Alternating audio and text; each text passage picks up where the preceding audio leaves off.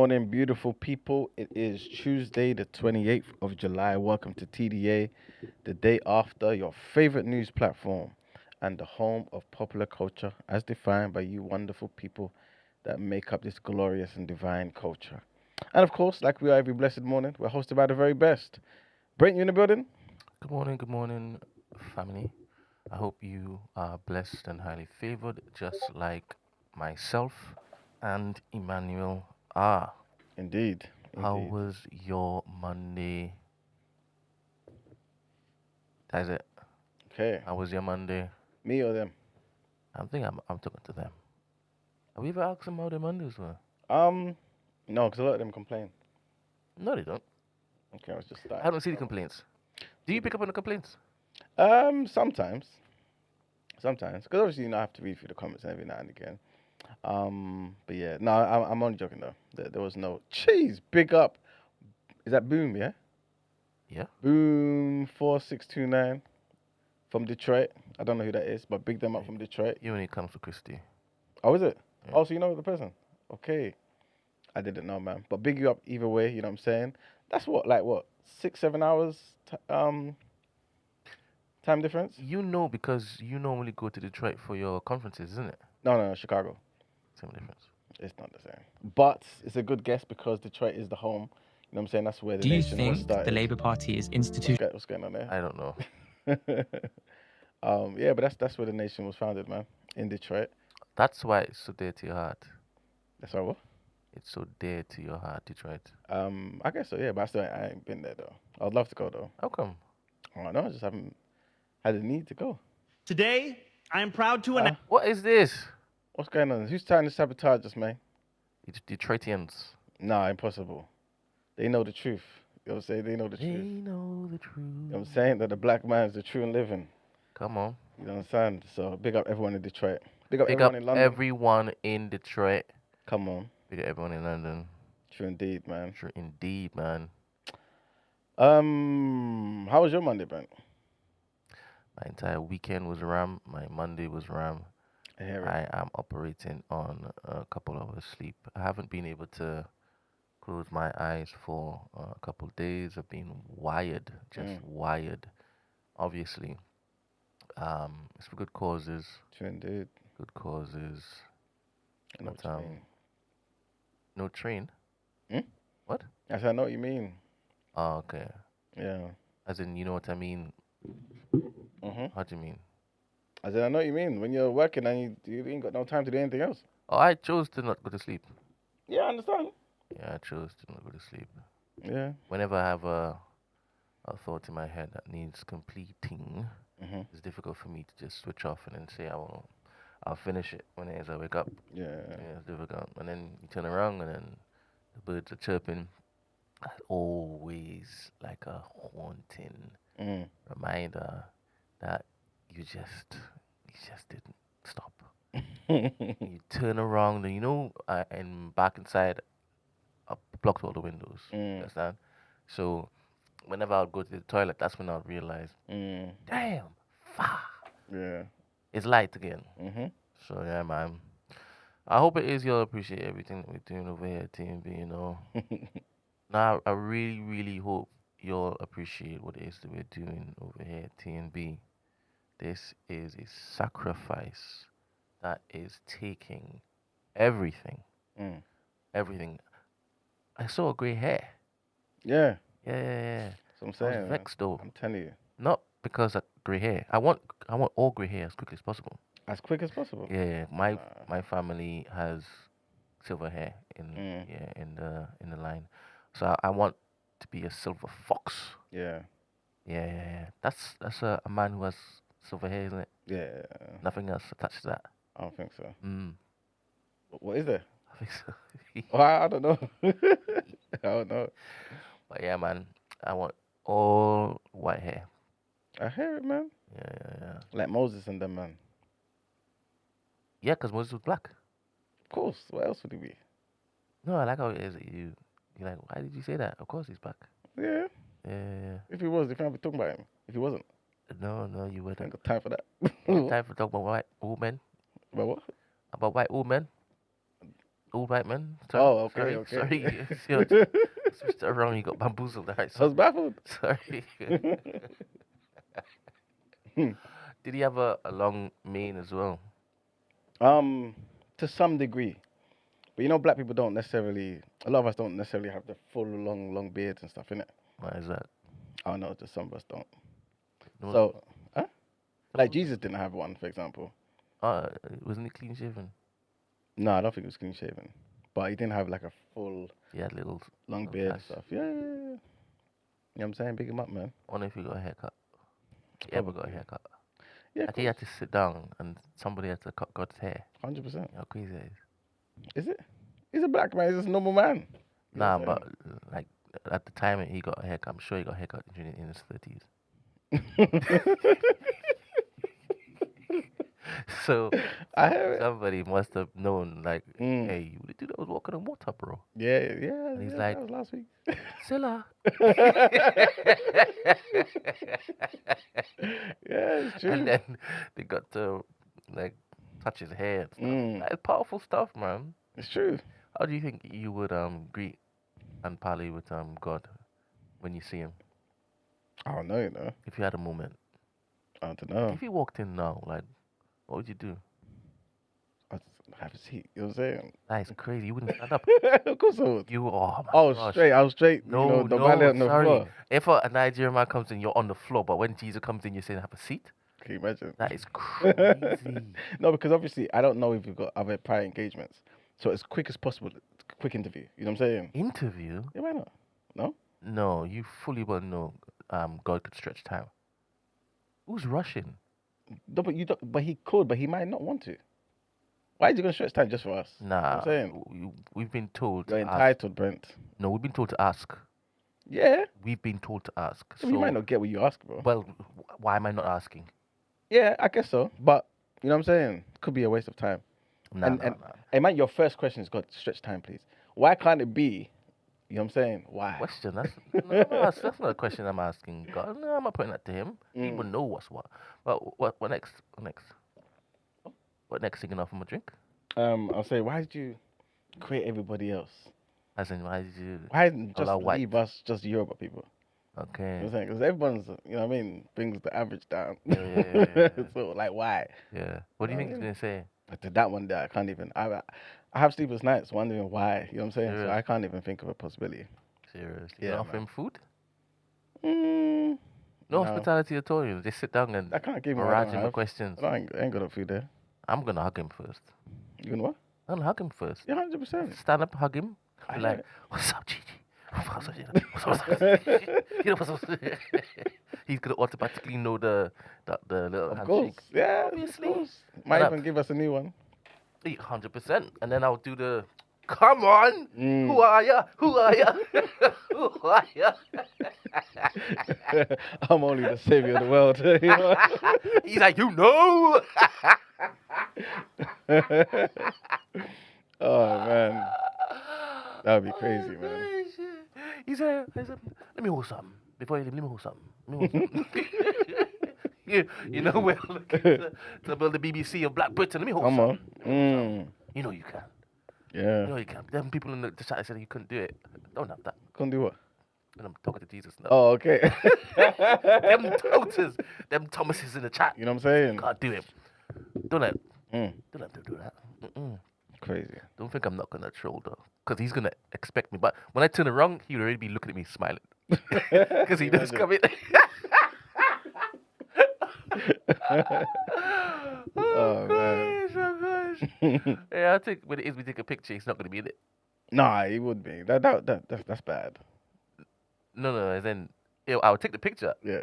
But I look at the thing. Nah, he has to. He has to. Otherwise, why is he wasting our time? He can't do that. No, we need to take in the moment. You're gonna have us looking crazy. People go back to the stream. We're talking to ourselves. You know what I'm saying? Nah, You man. just hear the voice, isn't it? Imagine. Selah. Might even hear that. Can you imagine 2 hours just talking? The title was featuring Jesus. If you know, you know. Mm. Yeah, if you were there, you were there. Right. We. We got a good show today, man. Yeah, man, it's gonna be good. We do. We had a last minute guest, man, but it's a powerful guest. A powerful Very guest. You know what powerful I'm saying? guest. So people tell a friend to tell a friend. I hope he walks with a book or two. Yes, hopefully. If he's listening, Yeah, please, Mr. Symeon. it'll be a fantastic addition to the studio. Yes. Yes, G7 for F's sake. I do sound sleepy. This is also the voice that I used to call women. Okay, nice one. Nice one.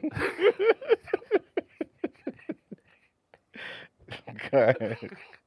Which one we play first? You know what? Yeah, yesterday we spoke about the whole thing with Nala's baby and how that was a bad collaboration and things of that nature, innit? I remember Elaine the Pain, our sister, was not calling out, but basically saying, "Yo, KREPT, like, come to the front and explain what's going on in it because we support Nala's baby and this doesn't look good in it." So KREPT has responded. You know what I'm saying? And I just wanted to read out to everyone his response. So he said, "Elaine, I hear you and respect you highly because you definitely advocate for our people. So I don't think this is coming from a bad place at all. But just for context about the event from me directly, apologies if it came across wrong. Of course, not my intention. LATTO's team reached out and said she's just had a baby. She's pregnant in an album cover and it's called Big Mama. And also to build a relationship for when we go to America. They wanted to do a fan meet and greet with us, so that's why we done it. The event genuinely was calm, just young kids, even parents and babies in there coming in and out, taking pics, and we were giving away free products. Nothing mad was going on in there at all. I bought Nala because they wanted to meet her. In terms of the mascot, that was genuinely an oversight. I hold my hands up. When we walked in, people were shouting, "Nala, Nala." So when we was outside, she wanted to go out and say hello to everyone. She's a social butterfly. I initially said no because I was setting up inside. She kept asking the security who she knows, said it's fine, they will take her. So I said, okay. I didn't even know a mascot was outside, hence I'm not there. Then a few minutes later, someone said she's with the mascot and I got someone to get her. But it was definitely my fault and an oversight, but genuinely not intentional. I get your concerns, but I promise you, it isn't the way it's portrayed. But I hold up my hands and apologize if you guys feel disappointed. It was never my intention. It was literally just Latto had a baby. She's pregnant on her cover and wants to work together. A plus B equals C type thing. Literally nothing more or less. But her team were really nice and accommodating to Nala, and she genuinely was inside just making friends with everyone. Hope that makes sense. Love always. And that's Kurt's response, man. Ben, what's your thoughts on that, man? Yeah, you ended it by saying love always. So Yeah. we don't know. We don't know sometimes what happens in a video that we see, in a picture that we see, and I think it's good sometimes that we get the context, right? 100%. And it's on us afterwards to hold on to our preconceived notions or adjust it. Yeah. For whatever reason. Whether it is that we want our particular narrative to ring true or we believe him. Yes, sir? I choose to believe him. Yeah. I choose to believe that he wouldn't willfully just allow his daughter to walk down the road with a indecently clad giant of a teddy bear. And that's it. And I think I also like the fact that he was so Exactly. giving with his explanation. He typed quite a lot. Yeah, he did. Typed quite a lot. He did. Elaine responded as well, by the way. Oh, okay. She said, "I'm super proud that KREPT took accountability and nipped it in the bud. He has taken us on a journey of growing his business, and we have seen Nala grow up right before our eyes. He's an example of what a black entrepreneur looks like when his consumers want some sort of accountability." And he explained himself very well and gave context. My video was never to chop him down. My video was to stress that people were talking about his child and putting accusations on him that we all know would never be his intention to put his daughter in any harm's way. We all get things wrong. We are human. As a black community, this is how we need to move. We give grace and context when needed when it comes to children. This is a lesson learned for all involved. Super proud. I love my people. It takes a village, right? True indeed. Yeah, this is what I'm saying. This is why, not to try and make this about myself, most of the time, I try to give benefit of the doubt, man. rather than just maybe see something, oh yeah, he or she did so and so. No, because sometimes it genuinely is just a reason that you just don't know. You know what I'm saying? And the man was there setting up, doing certain things inside, and you know what I'm saying? He didn't know that the mascot was out there doing all types of nonsense.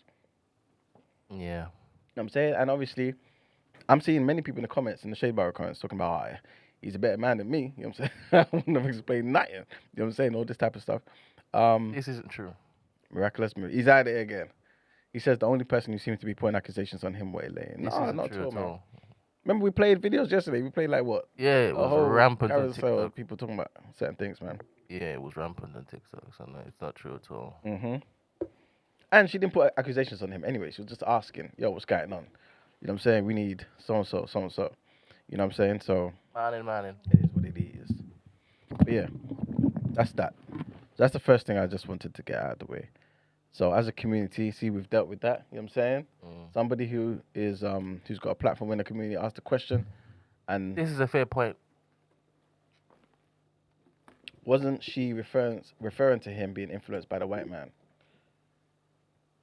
To be fair, Yep, his agent and that. Yeah. Yep, fair point. Well done, Marie. that is true. Or was she saying? No, it's enough. No, but we have to be accurate with what we're putting on people. Go on then. Was it a thing where she was saying absolutely he was, or saying, is this how you're gonna be? Da da da da da. Are you being, or so? If that makes sense. Oh, so you can't remember? No. This one I'm trying. You're giving him reference, but I'm trying to see what's going on there. You know what I'm saying? Yeah. Maybe let's just focus on the finish line. We're at the finish line. Everything got nipped in the bud. We're happy again. You know what I'm saying? Let's move on from there. God damn.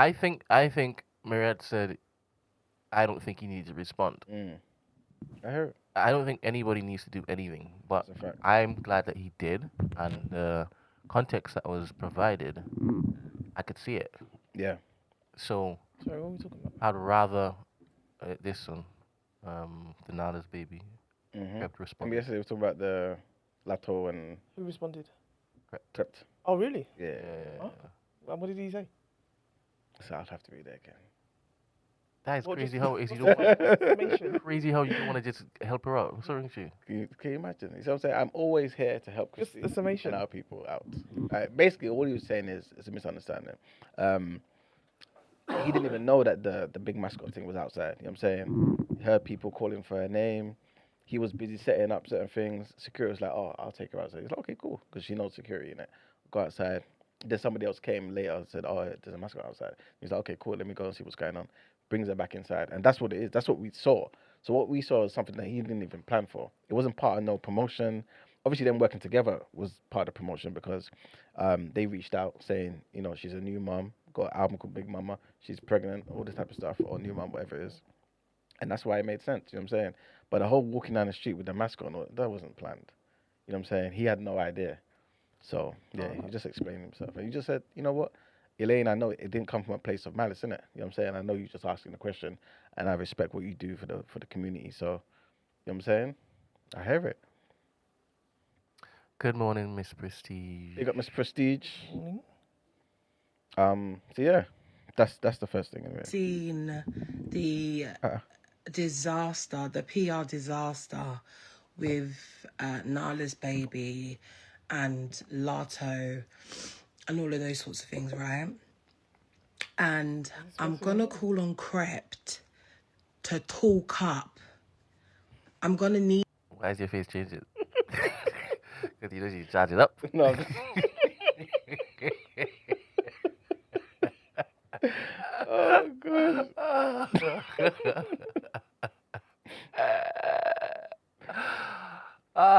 Whenever she says P, I get a different energy. A completely different energy. Need you to speak. Yeah, stop listening to your white publicist. There you go. Played enough. Well done, Marie. Yeah, that's enough. Gotcha.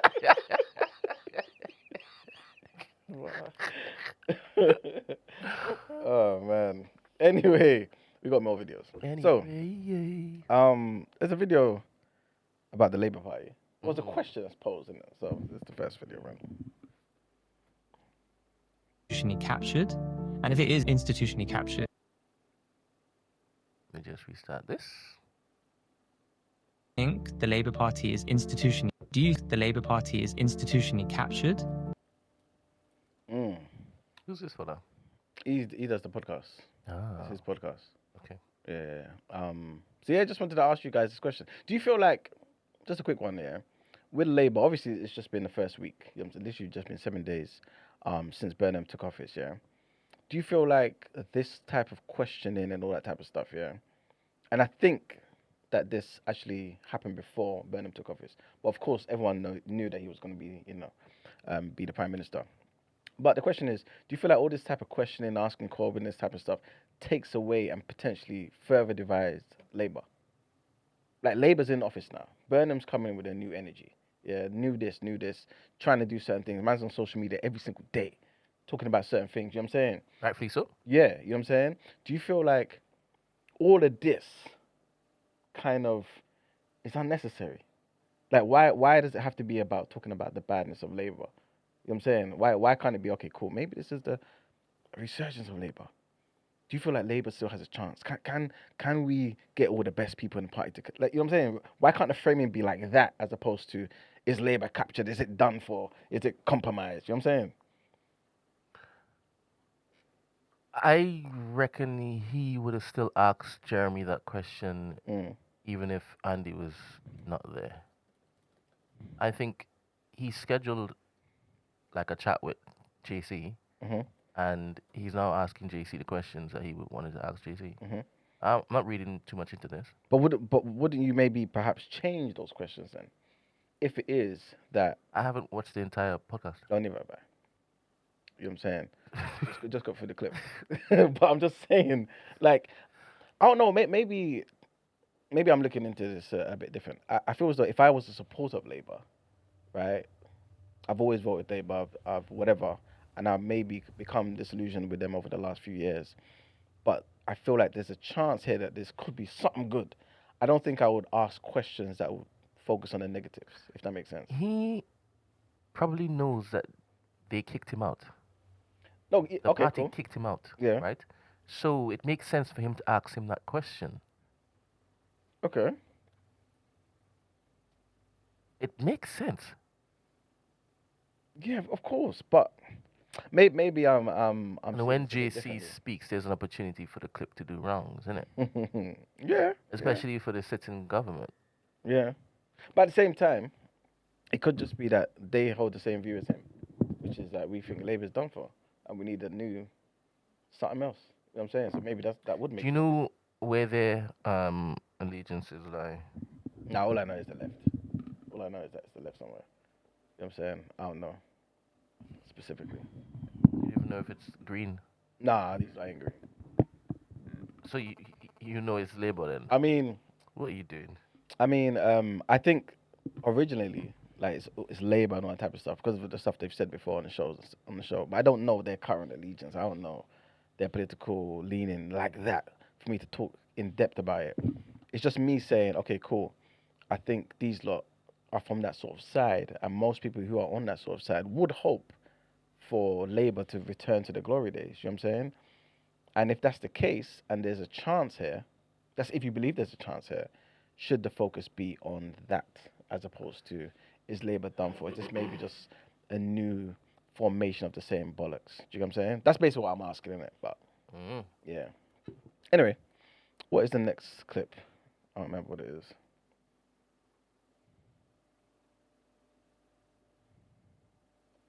Announce a collection of essential staples that will be predictably 30% cheaper at all 5 of our city-run grocery stores.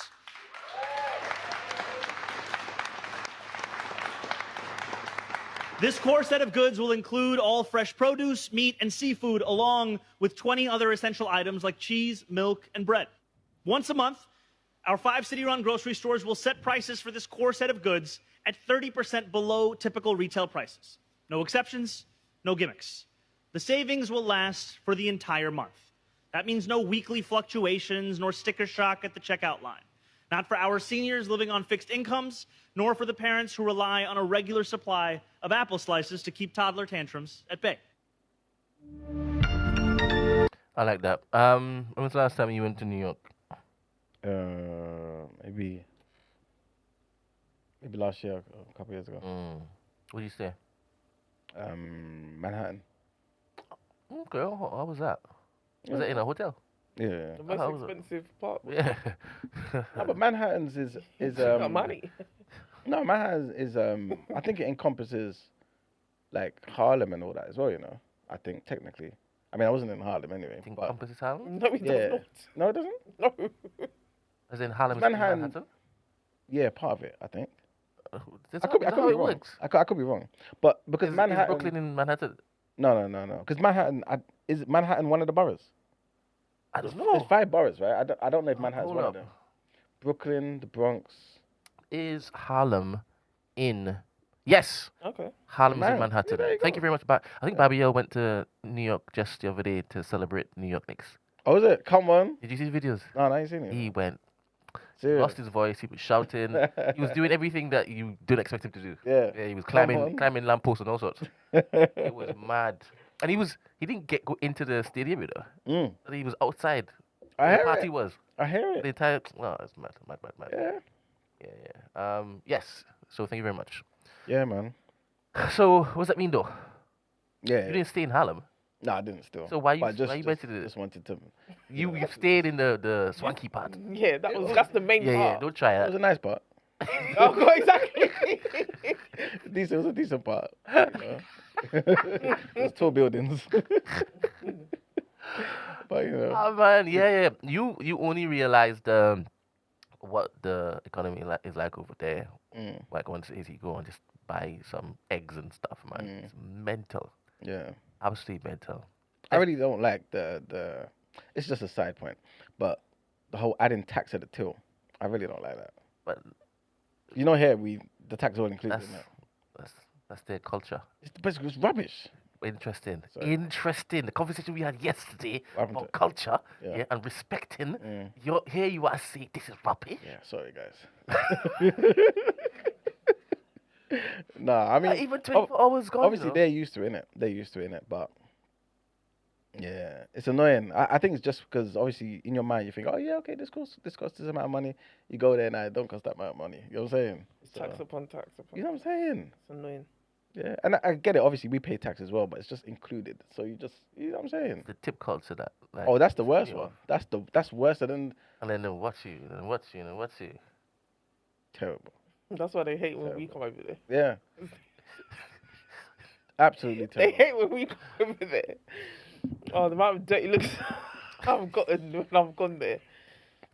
It's terrible. It's terrible. But you know, anyway, we got another clip. And big up, our good brother David. Big one, not David. Remember David that we met at the Michael Wood case, the light skinned brother. Yes. Yes, he sent me this clip. You know what I'm saying? Big him up. Mm-hmm. He watches the show as well. You know what I'm saying? Shout out David. He's a big him up, and yeah, he just sent this, and I thought, oh, this is quite interesting. He was enemy of the state for a while. Oh yeah, over there. Yes. Yo, when they were trying to figure out who he is. Yeah, I don't think he knew that he was enemy of the state. Yeah, probably not. And he just innocently answered questions. Yeah.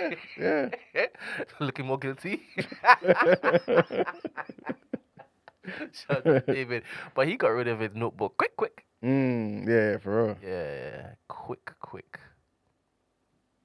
1.3 billion at the box office. He directed Creed, Fruitvale Station, Wakanda Forever. I think 2.4 billion combined over 12 years. But those films had one thing in common. The studios owned them. Then Coogler made Sinners. And this time Coogler negotiated like ownership was the point. He went to studios with 3 non-negotiable terms: final cut, first dollar gross, and rights reversion. Multiple studios said no, but Warner Brothers said yes. Here's why those 3 terms matter for every filmmaker, not just him. Final cut means that he controlled the finished film. No studio notes in the edit bay, no ending changes after test screenings. When your name is on the film should be yours. Come on. Without final cut in your contract, it isn't. First dollar gross means he got paid from the very first ticket sold. Not after the studio recoups its budget, not after marketing costs come out, not after Hollywood accounting turns $370 million into zero on paper. From dollar one.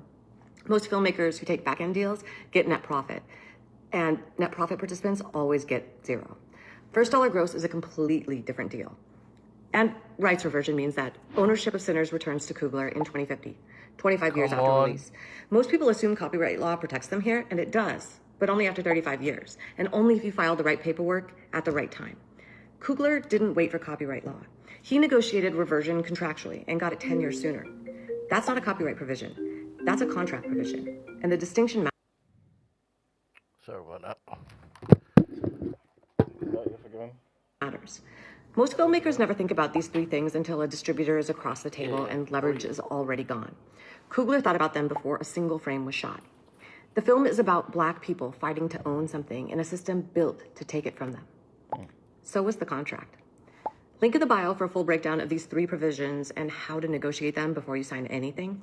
And if you haven't entered our filmmaker giveaway, it closes June 26th. Go sign up. So Ryan Coogler directed Black Panther, $1.3 billion at the box office. He directed Creed, Fruitvale Station, Wakanda Forever. I think $2.4 billion combined over 12 years.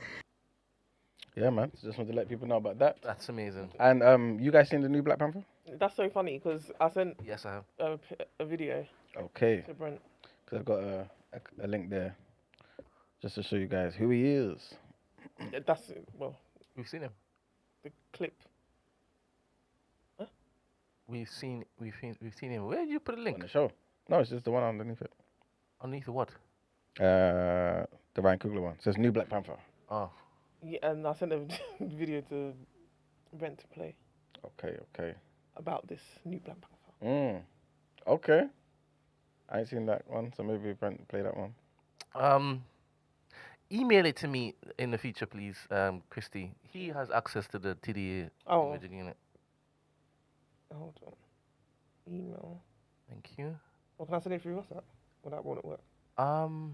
It will. Yes, please. Thank you. So, Emmanuel? Yeah, just so you can go for the slides, that's all.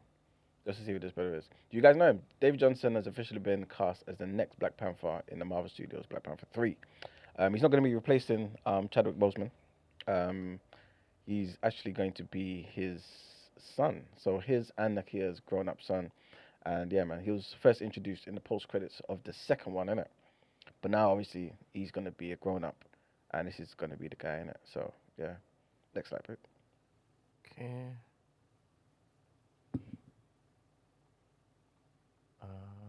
1 second. There we go. So yeah, just a couple pictures. You know, I see half of the clips. You're crazy. Stop doing that. What's the next one? You might see a different angle. No, you don't know. But yeah, man. Anyway, this is the guy. The hell, man. 1 second, people. 1 second, people. Our guest has arrived. Can you go and get in, please? The thing stopped working. Oh. 1 second, people. Keep on messing up that doorbell. Let me show you what Christy sent through.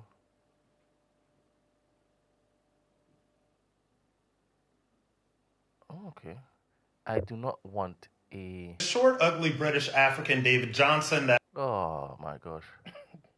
Hollywood has been trying to force on us for the past few years is going to be the new Black Panther. I hate this. Will not be watching it. Number one, because I am so tired of British Africans taking black roles in Hollywood. I am tired of it.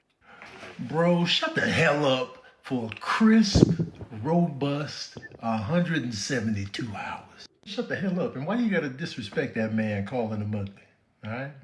It'd be weird. It'd just be weird when dudes call other dudes ugly to begin with. You know what I'm saying? Leave that to the ladies. But that's neither here nor there. Unless you're into men. I don't want to, I don't know. I don't know what you be doing, but it just feels disrespectful. And also, you said you were sick and tired of British Africans playing these black roles in Hollywood.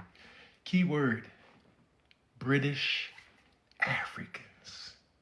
You're mad because a British African will play the African character of the son of T'Challa, who is also African, and his mother is African. So if you get a British African, what are we complaining about? A lot of black Brits have a closer connection to Africa than African Americans. You do realize that, right? In many cases, their parents are fresh out of Africa. You do realize that, right? This complaint is silly. If you want to keep it thorough, cast an African actor who's actually from Africa, since you want to nitpick. But since he was an African American first, you want to stay in that lineage. Let's just trust in Ryan Coogler. He's been doing all right so far. Also, did you have this type of energy when Morgan Freeman played a South African named Mandela? Did you have this same energy when Denzel Washington played a Jamaican in The Mighty Quinn? Shoot, I think Denzel might have played an English dude with a terrible English accent one time. Or how about the time Forrest Whitaker actually played an African in The Last King of Scotland? Did you have the same energy then? How about we just let people act? How about we just let these people play make-believe? Okay? We can do that. We can do that. Especially fictional characters. You know what I'm saying? Because even when the characters are based on real people, they'd be like, well, let's get Morgan Freeman to play that South African and call it a day. Shut the hell up, bro. Shut the hell up. For 167 hours. No, you know what? Let's pump it up. Shut the hell up for 218 hours. Short, ugly British African David. I knew Stacey. Oh, sorry. I was going to say, as soon as they announced him, I said, all of that was going to ensue.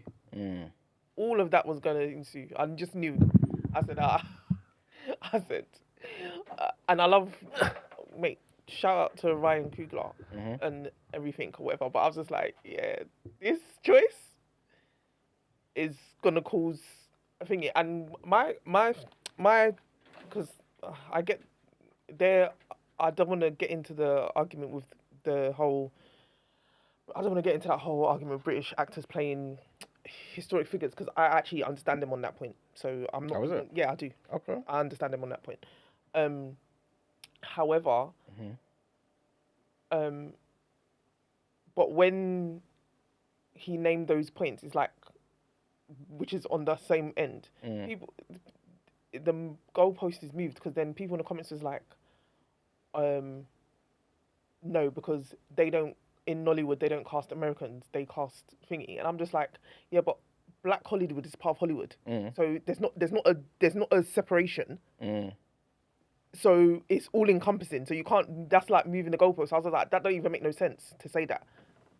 That don't even make no sense at all to me to even say that. But they use that as an argument, as a point to that. Yeah. Like, it completely dismissed that point, where it's like, okay, but Black American actors have played African historical figures. Yeah. So what's the issue then? But they use that as a thing. I just think it's silly. But I just think this is just such a pointless argument. And also, they want to be shouting at this. And again, but it's Ryan Coogler. And Ryan Coogler's done all of that video we just played. He's done all of that. But yet, now the choice is David Johnson. I want to know, are you keeping that same energy for Ryan then? But you won't do that. You won't do that. Someone in the comments said, oh, I know it wasn't Ryan's choice. It was the studio. So my thing is, now you're invalidating the control that Ryan Coogler is supposedly meant to have. Yeah. So which is it? Which is it? There's always going to be complaints, though. What are we doing There's here? going to be something. I want to hear Stacey's explanation, to be honest. She says she understands where they're coming from. Okay. Stacey said, I don't like how that's being weaponized. Yeah, in the interest I of need this Stacey argument. to expand. But I understand where he's coming from. Make your way to the Discord, Stacey. Love you dearly. All right. Anyway. Next video? No, let's jump into the headlines. All right.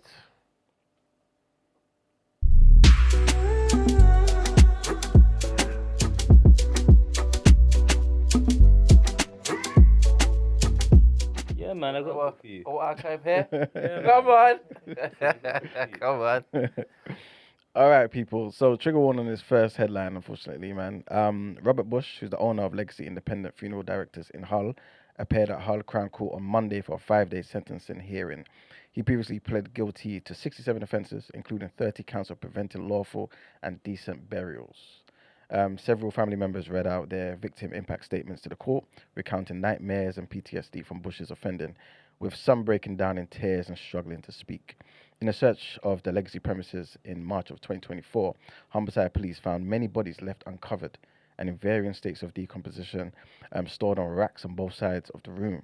One naked body still lay on a stretcher on the floor. Flowers, rings, teddy bears, and cards with messages intended to be placed with their loved ones had been swept under the floor. Insane, insane. Next headline, and Andy Burnham has pledged to work collaboratively with other parties to find a lasting solution on social care, though the Conservatives have ruled out backing changes funded by tax rises or borrowing. Senior Labour and Liberal Democrat figures have privately cast doubt on Burnham's ability to find a cross-party consensus on social care reform in England, given the terms of the Tories' participation. Speaking before a major social care speech this Wednesday, Burnham said that he would lead cross-party talks on fixing the broken system. This is basically what he said. He said, on this issue, no party is in a position where they've got the high ground. We've all failed on this issue over decades, and the pressure now on the NHS as a result of that failure is huge. Next headline, and Labour has drawn level with Reform UK in the polling. Can you imagine? What Andy? Following the takeover of Andy Burnham as the party leader and the Prime Minister, a survey carried out by YouGov on behalf of Sky News and The Times shows the government drawing level with Nigel Farage's party. Reform has dominated public opinion for a significant chunk of this parliament, and today's results come as Labour gained a slight boost after Burnham came into power and Farage's party fell in popularity. It's the first time that Labour has been in this position has been in a position other than behind Reform UK since 14th of April 2025. Next headline takes us to France, where the mayor of Bordeaux has said that he is bracing for all eventualities as one of the many wildfires raging in France is now 15 kilometers from the southwestern city. He said, we are preparing to accommodate a large number of people should further evacuations be ordered. Some 220,000 people have been evacuated in France and more than 100,000 in Spain, where fires are burning uncontrolled west of Madrid.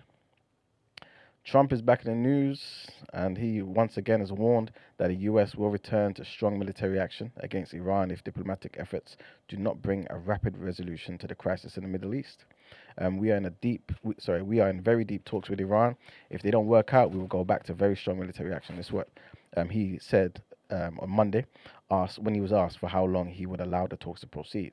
He then answered, not much time, either it goes fast or not at all. United Nations High Commissioner for Human Rights, Volker Turk, has accused Israel of committing large-scale violations of human rights in Lebanon that might be classed as war crimes. Turk said on Monday during a visit to Lebanon that his office had recorded violations of international law in the country, and he called on the Israeli military to end its persistent shelling and demolitions in southern Lebanon. When he was asked about the situation for UN workers affected by Israeli violence, Turk, speaking to Al Jazeera, said, I have been working for the United Nations for the past 35 years. Over the last 2 years, I have never imagined I would never have imagined that we would end up in a situation where in Gaza, in Lebanon, in Yemen, our colleagues are killed, not only once or twice, but frankly, in a way that is totally unfathomable. It's horrible, man. Next headline takes us to Congo, man, where the number of people infected with Ebola in the DRC has risen to 3,200. This according to government data, including at least 1,405 deaths. The data was released on Sunday as medics struggled to contain the DRC's 17th Ebola outbreak, with infections surging by about 1,000 in just 10 days. The outbreak, declared on the 15th of May, is caused by the Bundibugyo strain of the Ebola virus, for which there's no approved vaccine or treatment, right, at the moment anyway. Right, the WHO said nearly 90% of cases have been reported in the northeastern province of Ituri, which borders South Sudan and Uganda. And our last headline, guys, the paramedics and firefighters are braced for emergencies across the country this week after UK forecasters predicted a fourth heat wave of the year. So temperatures are forecast to reach as high as 35 degrees Celsius by Wednesday, triggering heat health alerts and an appeal from fire chiefs to take care in parched parks and rural areas. July has been 3 degrees Celsius above average across the UK, this according to the provisional Met Office data. And with more than a month of the summer left, the UK has already faced more days above 30 degrees Celsius than ever before, right? Southern England has had just 1% of its average July rainfall, while whilst England as a whole has had 5% and the UK 20%. This according to the Met Office. But that's pretty much it for the headlines, people. Good morning, Stacey. You got 2 minutes. Talk to us. Damn. Okay. Good morning. Come on. I was saying that I understand where he's coming from. I just don't like how there was a certain part. There was something that he said that I felt like was weaponized, and I think that oftentimes contributes to diaspora wars. And I'm somebody who's just really annoyed by this whole diaspora war thing. And I think that both sides are not willing to acknowledge how they contribute to it. And I say both literally. Like, I think there are things that the greater diaspora says that they won't accept fuels the fire, and vice versa. There are things that Black Americans say that they won't accept fuels the fire. And what he said was like, you don't realize that British Africans are closer to Africa than we are. While that might be a fact, oftentimes when it's brought up in arguments or like brought up in, conversations like this, it's almost as if there's a superiority thing it's not there. And it's sometimes it's subconscious, and it plays into the sentiments that Black people often feel that makes them say say some of the things against the greater diaspora that is hard to invalidate, because there are people who say stuff like that in a weaponizing way. So it all kind of just goes into each other. And I get where he's coming from. It makes total sense, because obviously the character, Wakanda is based in Africa and Wakanda is fictional. So it really could be anybody. But if it's going to be an African character, doesn't it make sense to cast someone who is a first generation African, regardless if whether it's British, American, whatever the case may be? So I get the overall point, but I don't like when there are small things that contribute to the diaspora wars that people don't notice, and it fuels the fire. Thank you very much, Stacey. Fair enough. Yeah. All right. So, guys, we've got an amazing guest in the building. You know what I'm saying? So we've got a conversation I want you lot to engage in, listen to, and hopefully we're going to open up the phone lines. Come on. You guys can ask a couple questions too. You know what I'm saying? So, yeah, Brent, when you're ready, let's get into it.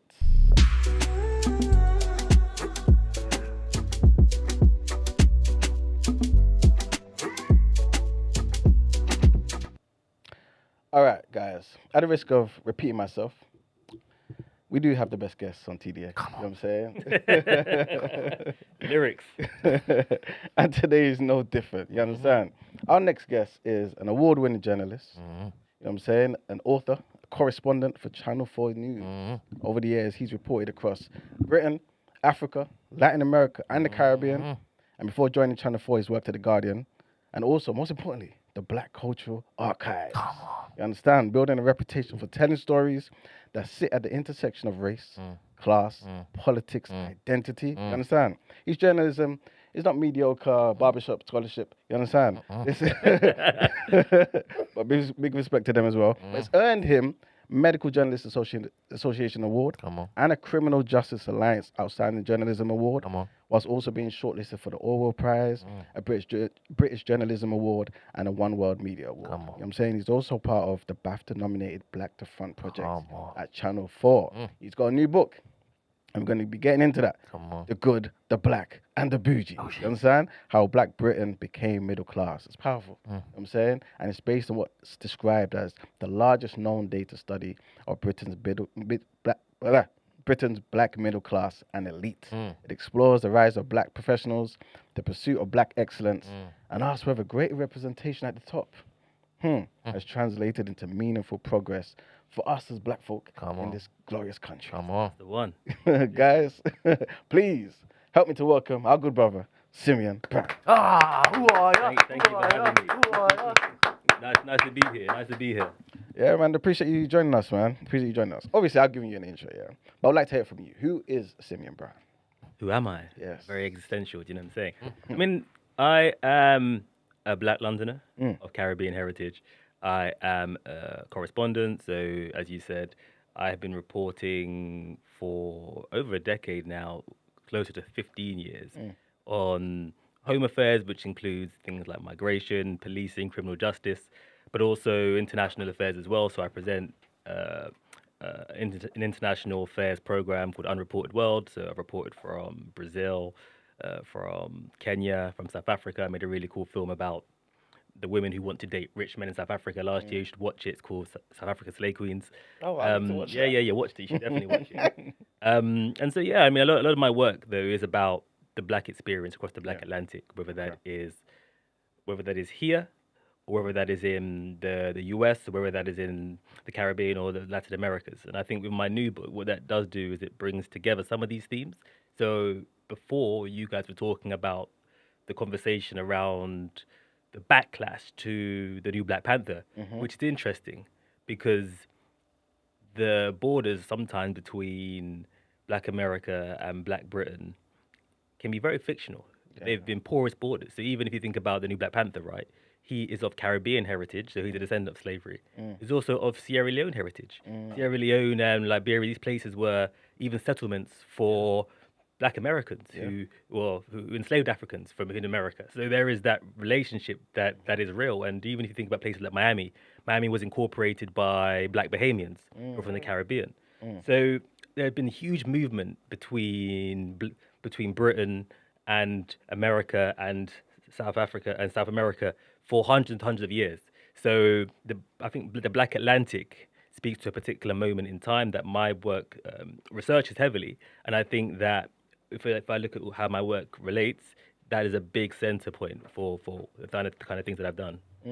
How did you get into everything that you're doing now, like journalism and seeing the world that you know what I'm saying? In the way well, it's a good question. I mean, I was always raised with a level of, I guess, social awareness. So in my house, there were books around apartheid, or there were books around Nanny of the Maroons, Jamaican freedom fighter. And so that was always a kind of grounding. Okay. That led me to go and study at SOAS, School of Oriental African Studies. That was my undergraduate. And after that, I went to go and work at, thank you very much, at the Black Cultural Archives. But I was there and I enjoyed it, and I was involved in kind of working on really kind of famous activist archives. But I really wanted to be more actively involved in gathering stories. Then I went to go and work at The Guardian after the riots happened, because there was a deficit, I guess, in people who had reach in those communities. And then after that, I kind of just stayed. And here I am, you know what I mean? 15 years almost in the game. I'm trying to understand. Obviously, I haven't read the book yet because it's out in 2 days, right? Yeah, man. Yeah. It's for you, man. It's about you. Yeah. That's It's what I'm about saying. us. This is it. And I'm trying to. He stayed in Manhattan when he went to New York, so he's the bougie part. Not serious. Yeah, I wanted to know about it. Like, I guess your experiences and how that's kind of shaped how you view class. You know what I'm saying? Because obviously that would have been everything that's poured into the book. You know what I'm saying? So yeah, what's your experiences been like, and why do you see class in the way you see it, and race? I mean, the book is based on, fundamentally it's based on hard research, right? Okay. Hard research. It is brought to life with people's stories. There's a bit of my story in there as well. It tells a story ultimately of class fragmentation that has taken place broadly across Britain and the globalized world. And so it looks at how at this particular moment in time, we have seen the face of power in this country change. We've had a Black Home Secretary, Foreign Secretary, Chancellor, all in one particular parliament. I mean, let's not get into what they did, but we had that. Yep. You know, if you look at the face of the England football team, for example, you had, of the outfield players, 17 out of 23, I believe, were Black or Black mixed heritage, right? Wow. Yeah. That's the face of the country. So in popular culture, Black Britons, you know, we have the Black Panther is Black British. So the face of the cultural industries is disproportionately or significantly Black British. So you're seeing us penetrate the cultural industries. There's a penetration in politics. You know, who would have thought you would have had a Black leader of the Conservative Party, regardless of the politics, and there is a strong critique of those politics and how fundamentally her class is instrumental in why she takes the lines that she does. But that in itself is not insignificant. And so for me, it was about trying to understand that, but also reconcile that with the fact that whilst having on one side, we've had a huge celebration of so-called Black excellence and penetration in these industries. We also saw the Black Lives Matter protests. We saw huge rise in racial inequality. We're even seeing right now very visible backlash to the black presence in particular sectors where you see the right being really aggressive, talking about DEI highs and things of this nature.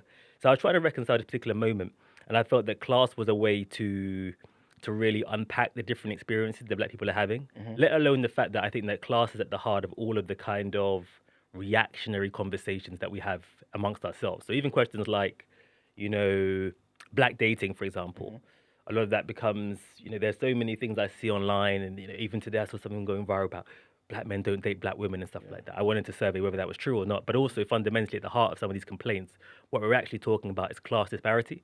So a lot of the women who are talking about the absence of eligible or eligible black men, or talking more openly about the frustration they're having dating men who only have a mattress or something like that. It's like what we're talking about is the fact that the black middle class is disproportionately female. Women are more likely to have an education. Black women out earn black men, especially under 40.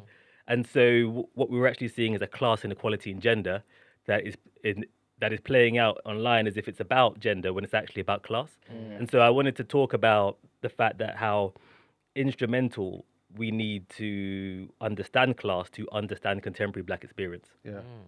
I'm glad you mentioned that basically the middle class is so broad.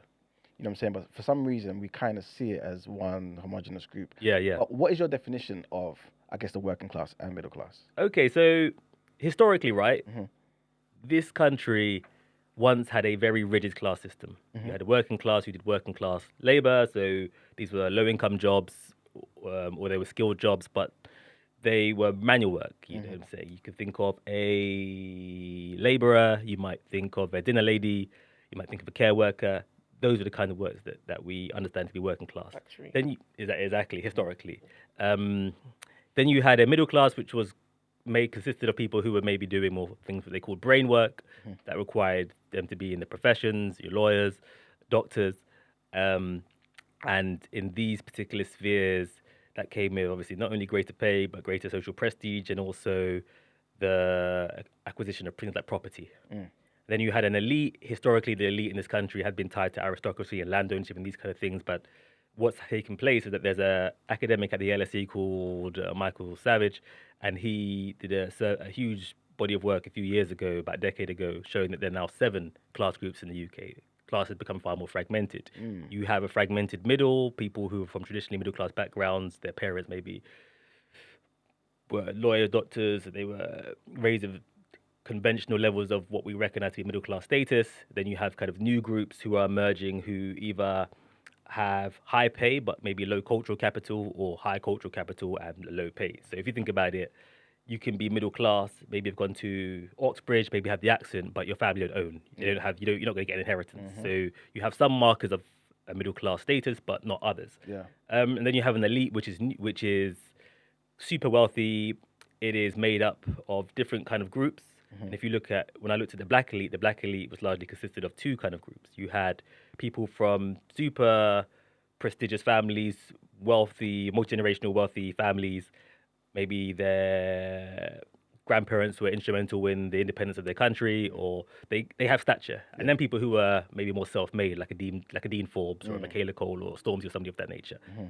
So those were the class fragmentations that I was looking at in my book. I'm interested also to know some of the questions that you asked, because obviously, like, your data is very extensive. Yeah, what were some of the questions that you asked, and were you surprised by some of them? I was asking all kinds of questions. Yeah. And I left out in the last answer that I was also interested in the emerging black middle class, which is people from working class backgrounds who have, I guess, maybe they went to university, maybe they work in their professions, maybe they just earn over the average salary, and the average salary is not even that high. You know what I'm saying? It's like 35k. Do you know what I'm saying? So I was interested in that. The questions I was asking people were very, very broad. I asked like 200 questions. So I asked thousands of people these questions. And I was trying to be able to create a data set where I could actually learn something. So I asked people, like, what do your parents do?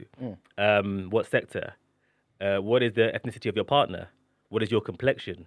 What is your aesthetic? Have you posted with BLM? Do you believe that black people are more likely to date outside their race, or black men are more likely to date outside their race? I asked them about their schooling. I asked them, what level of education their parents have. I asked a swathe of questions, but if I could think of it, I asked how many books you read a year. I asked what kinds of books. I asked so many questions, and the data set is really interesting. So what was the sample size? Sorry. Sample size was about 1,500, 1,500, which is a strong sample size for the grouping, because when they do polling on elections, the sample size is sometimes like 3,000, and that's for the whole country, let alone the black middle class, which is a fraction of that. You know what I'm saying? So it was a very strong sample size. Okay, so what would you say from the results that you found shocked you, surprised you? Was like, wait a minute, I would never have guessed this. You know what? I would say I know black people, so I mean, I can tell you things that people find interesting. Okay. So I thought what was also telling. So almost about a quarter of people who did the survey, their mother had been a care worker. So they'd worked in care work, which is unsurprising in some ways, because that is staple working class jobs that black women disproportionately have done at some point in their life, right? So I think that speaks to a particular mobility that the emerging middle class have had, or professional class have had, in terms of what they're trying to build on. So I think there was that. The data around dating was interesting. There's been so much discourse on so-called single black women being undesirable. That isn't what my data actually showed. So what I saw was that there are all kinds of questions as to are light-skinned women more desirable, this or that. And so it was like, when I looked at the data, a light-skinned woman wasn't significantly more likely to be in a relationship or single than dark-skinned women was. So that wasn't really the issue. What a black woman was more likely to be single if she wanted a black man and wanted a man who earned more than her to date them. So it was like, that was the only factor if she was more likely to be single, because she had very strict kind of boundaries and or I'd say ambitions for her partner. And in many cases, the women who I interviewed and surveyed, they were like, we had seen hardship in our childhood, and we have built nice lives for ourselves. We've had a level of education, a level of professional success, and this is the bar. And I'm happy with my life. And if you can meet this level, then I can have a relationship. Otherwise, not. And so, because of the reverse gender pay gap, so because black women obviously out earn black men, are more likely to be educated and more likely to be in the so-called middle classes. And there are less of a pool of them. If they want a black man, then they're more likely to be single, and it's just that. And so it's not about them being undesirable. It's about them being very much choosy and being agents of their own destiny. And I think that ultimately can be seen as a success story, although there are implications then for black family life. And I'm glad you sorry, what were you gonna say? No, I was saying interesting. I'm glad you mentioned that, because I'm now thinking about the other implications to all the other answers that you received. And overall, do you see progression? Because progression is going to look different to different people. You know what I'm saying? If there's more black people moving into the middle class, is that progression? If some of those implications are assimilation, integration, loss of culture, you know what I'm saying, that is kind of, starting to disappear with every generation. Okay. Yeah. I think there's two different things there. So I believe you're talking about assimilation. So here's where the emerging black middle class are interesting. Okay. The emerging black middle class, in many ways, are culturally undifferent to the black working class. So if you're an emerging black middle class, you may earn a middle, upper middle, or even high income, right? But what makes the emerging black middle class interesting is that they have the same racial consciousness as the black working class. So they don't want to culturally assimilate. They might have white friends in the workplace, but outside they want to go DLT. They want to go R&B and slow jam. They want to go soca weekender. You know what I mean? They want to spend their money in black spaces. You know what I mean? Their cultural product that they consume is fundamentally black, and that's what they want. The traditional black middle class were a minority in a class group. So they were raised in predominantly white areas, white friendship groups, white networks. They had culturally assimilated because of the spaces that they're in. But the black emerging middle class are slightly different. The expansion of the black professional class in itself, though, there's pros and cons to that, in the sense that, in real terms, black people have emerged into the professional class of education at a time when the entire middle class itself is losing institutional wealth and power. So what we have seen, right, is that you have, and this is not just for black people. People have gone to university, they've got decent degrees, they've even worked in good professions, they're on decent salaries, yet they still cannot buy a home where they grew up. Yeah. And so what you're seeing is a huge squeeze on the middle itself. Taxation, pay in real terms. So the pay in real terms of most what was once respected work has completely plummeted. You know, teaching used to be a respectable middle class job. Yeah. Now teachers are heavily struggling. Yeah.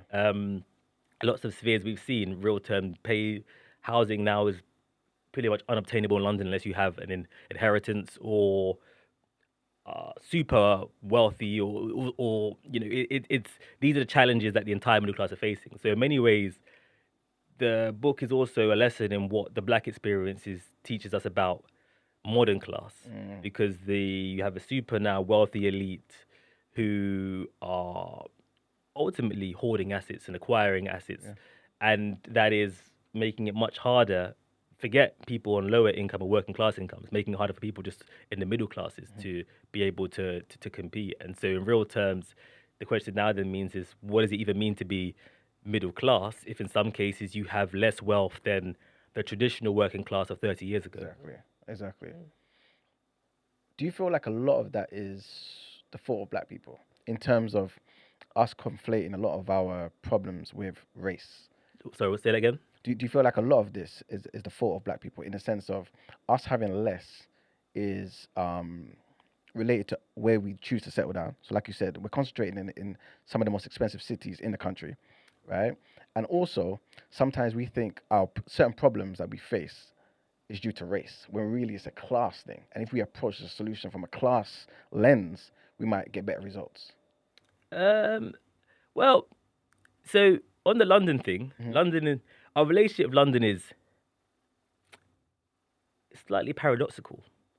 So the majority of black people in Britain have lived in London. So 20 years ago, 70% of black Brits lived in London. So you couldn't separate black Britain and London, not really. Even though obviously you had Handsworth, you have Toxteth, you have these places and they have their own histories. Black Britain was concentrated in London. But actually, as it's become more expensive, that has fallen to below 50% now. So I think we're already seeing a response to that. Okay. But London has also been a big driver of the emerging black middle class. So a lot of the conversation that we've seen in the country is about the collapse in attainment of the so-called white working class. Actually, what that has hidden is the fact that a lot of those white working class people live in really poor parts of the country. So it's an issue of geography that is being framed as an issue of race. But because we have been in London, we have benefited from greater access to the industries, right, over the past 25, 30 years. So, you know, I could live at home for a period when I was breaking into journalism. That was an option that doesn't apply to somebody living in Grimsby.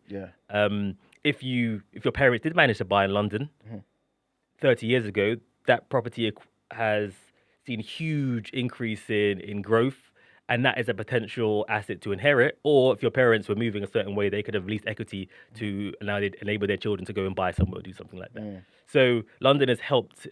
London has been an enabler in some cases, let alone in more recent years. There's been this thing called the London Schools Miracle, and London state schools have been massively outperforming, in some cases, private schools in other parts of the country. And so we've seen a huge expansion in the growth of, for example, black people going to Oxbridge or Russell Group universities, largely because of the success of the London Schools Miracle. So London has been a platform for black success. And if you look at, you know, even if you look at some of the England team, the black players in it, a lot of them from London. If you look at the black artists, the black actors that we see dominating in Hollywood, London again.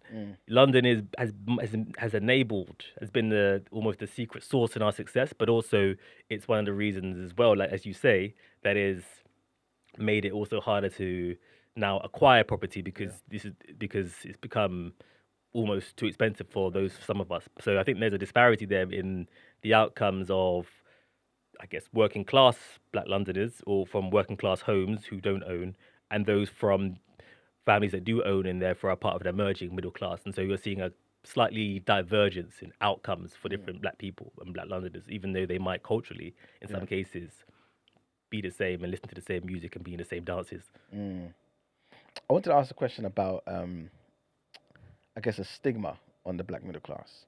Do you feel as though in the black community we tend to look down on people who claim middle class status? Because I feel as though some people are like, wait a minute, who do you think you are to say you're middle class? And I don't think we really pronounce class. Okay. Actually, I no. was gonna say, I don't know that that's No.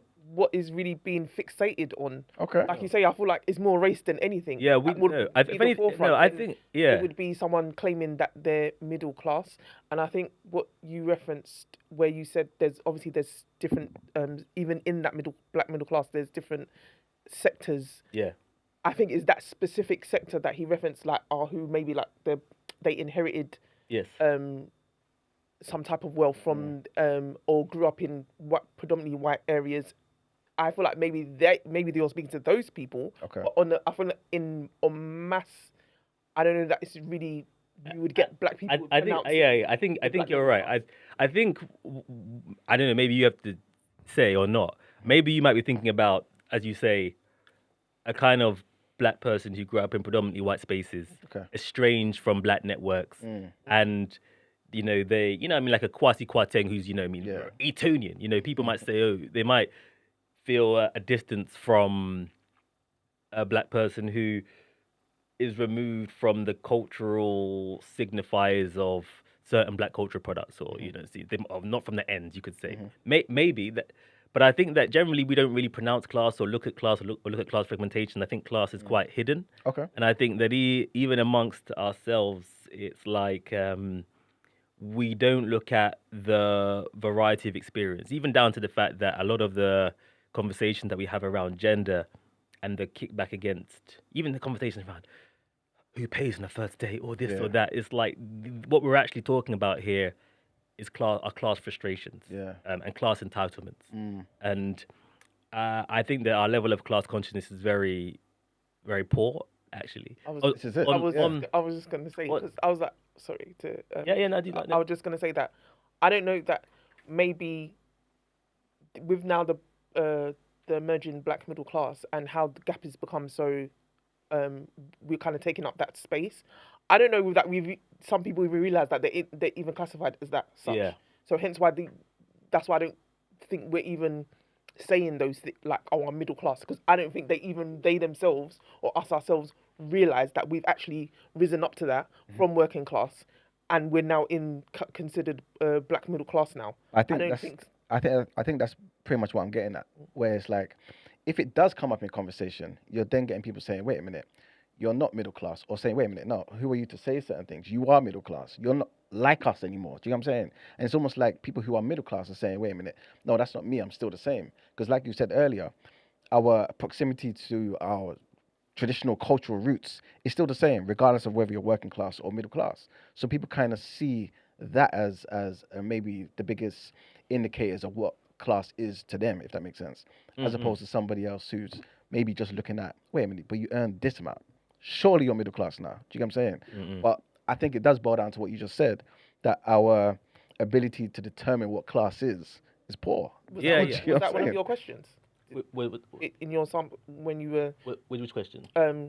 Do you qualify yourself as or something along my questions, I did ask people, how do your parents define their class? How do you define your class? How do your friends define your class? Because people's perception of themselves varies to others, right? Yeah. I asked those questions, but fundamentally, I was able to draw very simple questions. It was like, to do the survey, you had to meet one of these 3 criteria. Just one of them to qualify as being in the middle. And bear in mind, the middle is broad, right? And you can maybe qualify to be in the middle and not be wealthy. You could be in the middle and not have a degree. There's a variation there. Yeah. But I asked people, do you earn over the average salary? Do you work in the professions? Have you been to university? If you passed just one of those markers, you could be surveyed. And if you met all 3, then you definitely had to do it. And the interesting thing was that I'd ask people to do it, and they would say, I'm not middle class. They might have even been privately educated. They might have an inheritance.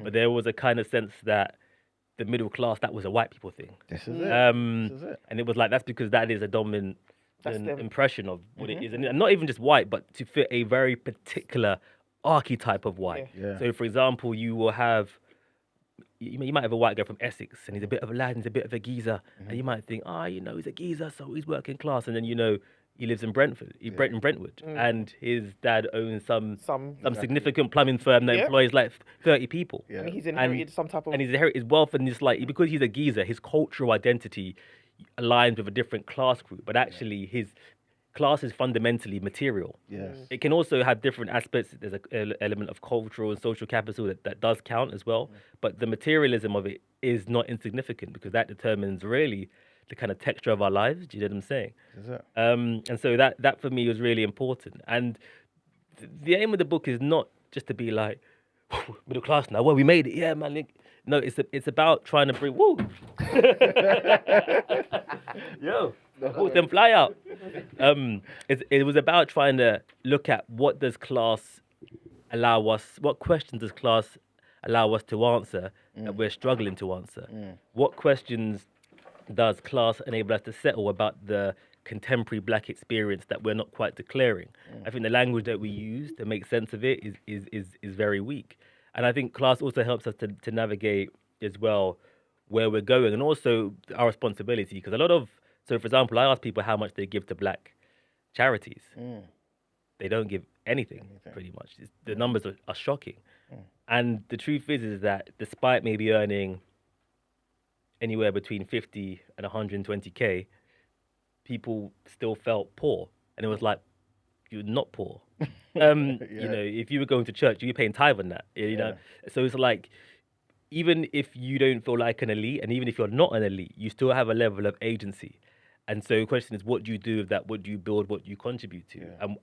And when does that responsibility kind of kick in? And so I think for me, that was what I wanted us to really think about, as well as kind of questions as to, okay, so what does the future of this country look like? What are the institutions that we're building? How do we engage politically?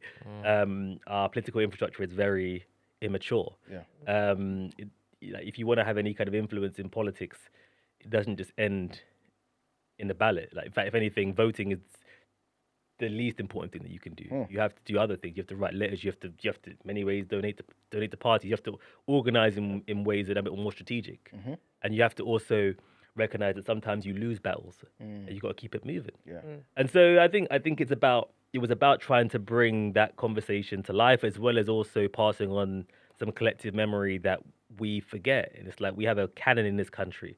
We have such a history of writing and film and music, and that comes with its own memory of how we've settled here, that we actually don't pass on, and we've forgotten. Everything's so ephemeral. Every day I go on the internet, and someone declares something to be the first black this or the first black that. I'm like, this is not even the fifth. So it's like we're not even remembering anything. So it was about trying to pass that on as well. Is that part of the cost of advancement, though? I mean, A lack of memory? Yeah. No, absolutely not. Let me tell you about, because there's a comparative chapter between Black Britain and Black America. I won't talk about how I end it, but Black America, they not forgetting nothing. Yeah, that's a fact. So a lot of the Black Americans who I interviewed, these people, they don't know every part of their tree. They take their ancestry serious. When you go to a HBCU, you go to a Howard, you go to a Morehouse, the history's on the walls. Like, they really preserve their canon, and they know that if you want to be taken seriously as a black voice, that you better have read that Toni Morrison. You better have read that Baldwin. You better have read. You know what I mean? You better know our canon. You better have seen a Spike Lee film. And if you can't speak to our canon, then we don't recognize you. And so I think that actually we just be allowing anyone to get the mic. And it's like, no. You got to do some reading before you can pick up the mic and start talking, because there is a heritage here that we are all contributing to. It's slightly more complex because of the level of the melting pot that we have here. But I think that there is a memory that we need to instill, and that needs to become a big part of us as Black Brits. I totally agree with you. But I feel as though there could be people listening saying, but wait a minute, now we're going into elitism where, okay, I'm only allowed to speak and do certain things for our people if I've read you know what I'm saying, Kenny Andrews or Stuart Hall or, do you know what I'm saying, or some of your work. And I think that if you are going to be pronouncing what is Black British stories, you need to understand the story. I agree.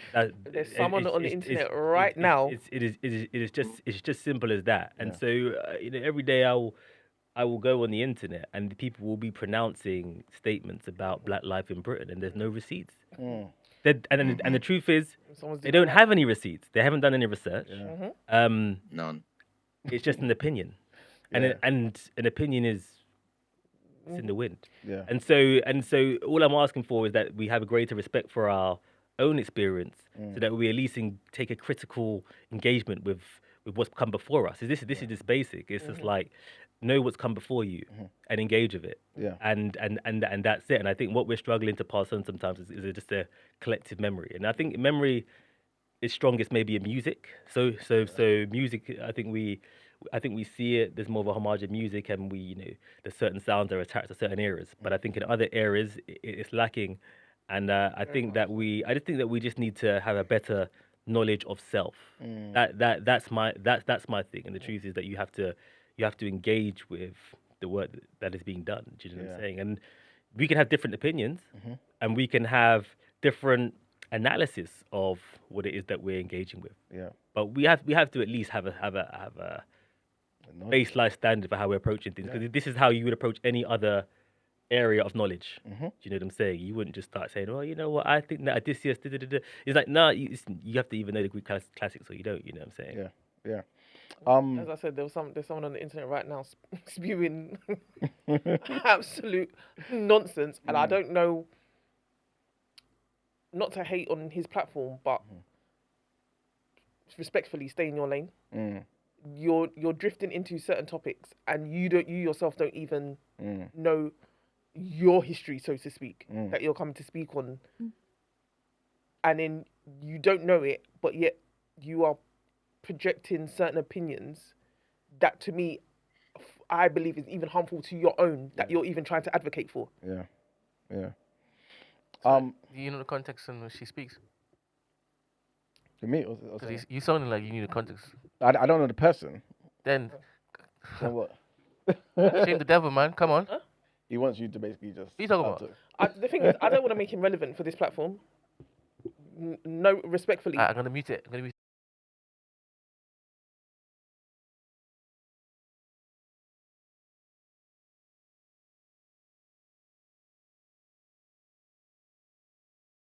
Oh, I didn't know who. Sorry, I don't know.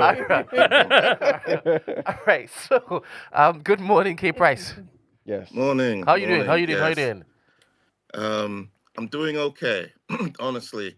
And I just want to say off top, I'm really glad this has happened because, not to brag and be bossy, but I was you the one asked who for it. suggested You asked for it, Yes. right? And when our community asks, we deliver. Yes, and I'm very, very, very glad this has come up, because the black middle class in Britain, in a British context, is something that I find it's fascinating, but in terms of the way people have tried to talk about it, very nebulous, because they've often not been sure if there's even a black middle class at all. So to hear this now, it's like, okay, this is very, very concrete, because the only other sort of possible examples I could think of, you had to go back to, say, the days of Samuel Taylor Coleridge or Du Bois in a British context for that.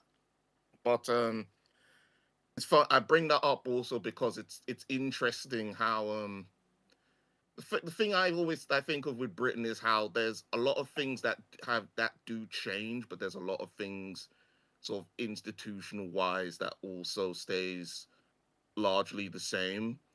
And to me, with some of this class fragmentation and also the emphasis on inheritance, it's almost like in some ways it's gone back to the 19th century, where it's like it's all dependent on where people have come from, and depending on who you're getting inheritance from, that's going to determine your future.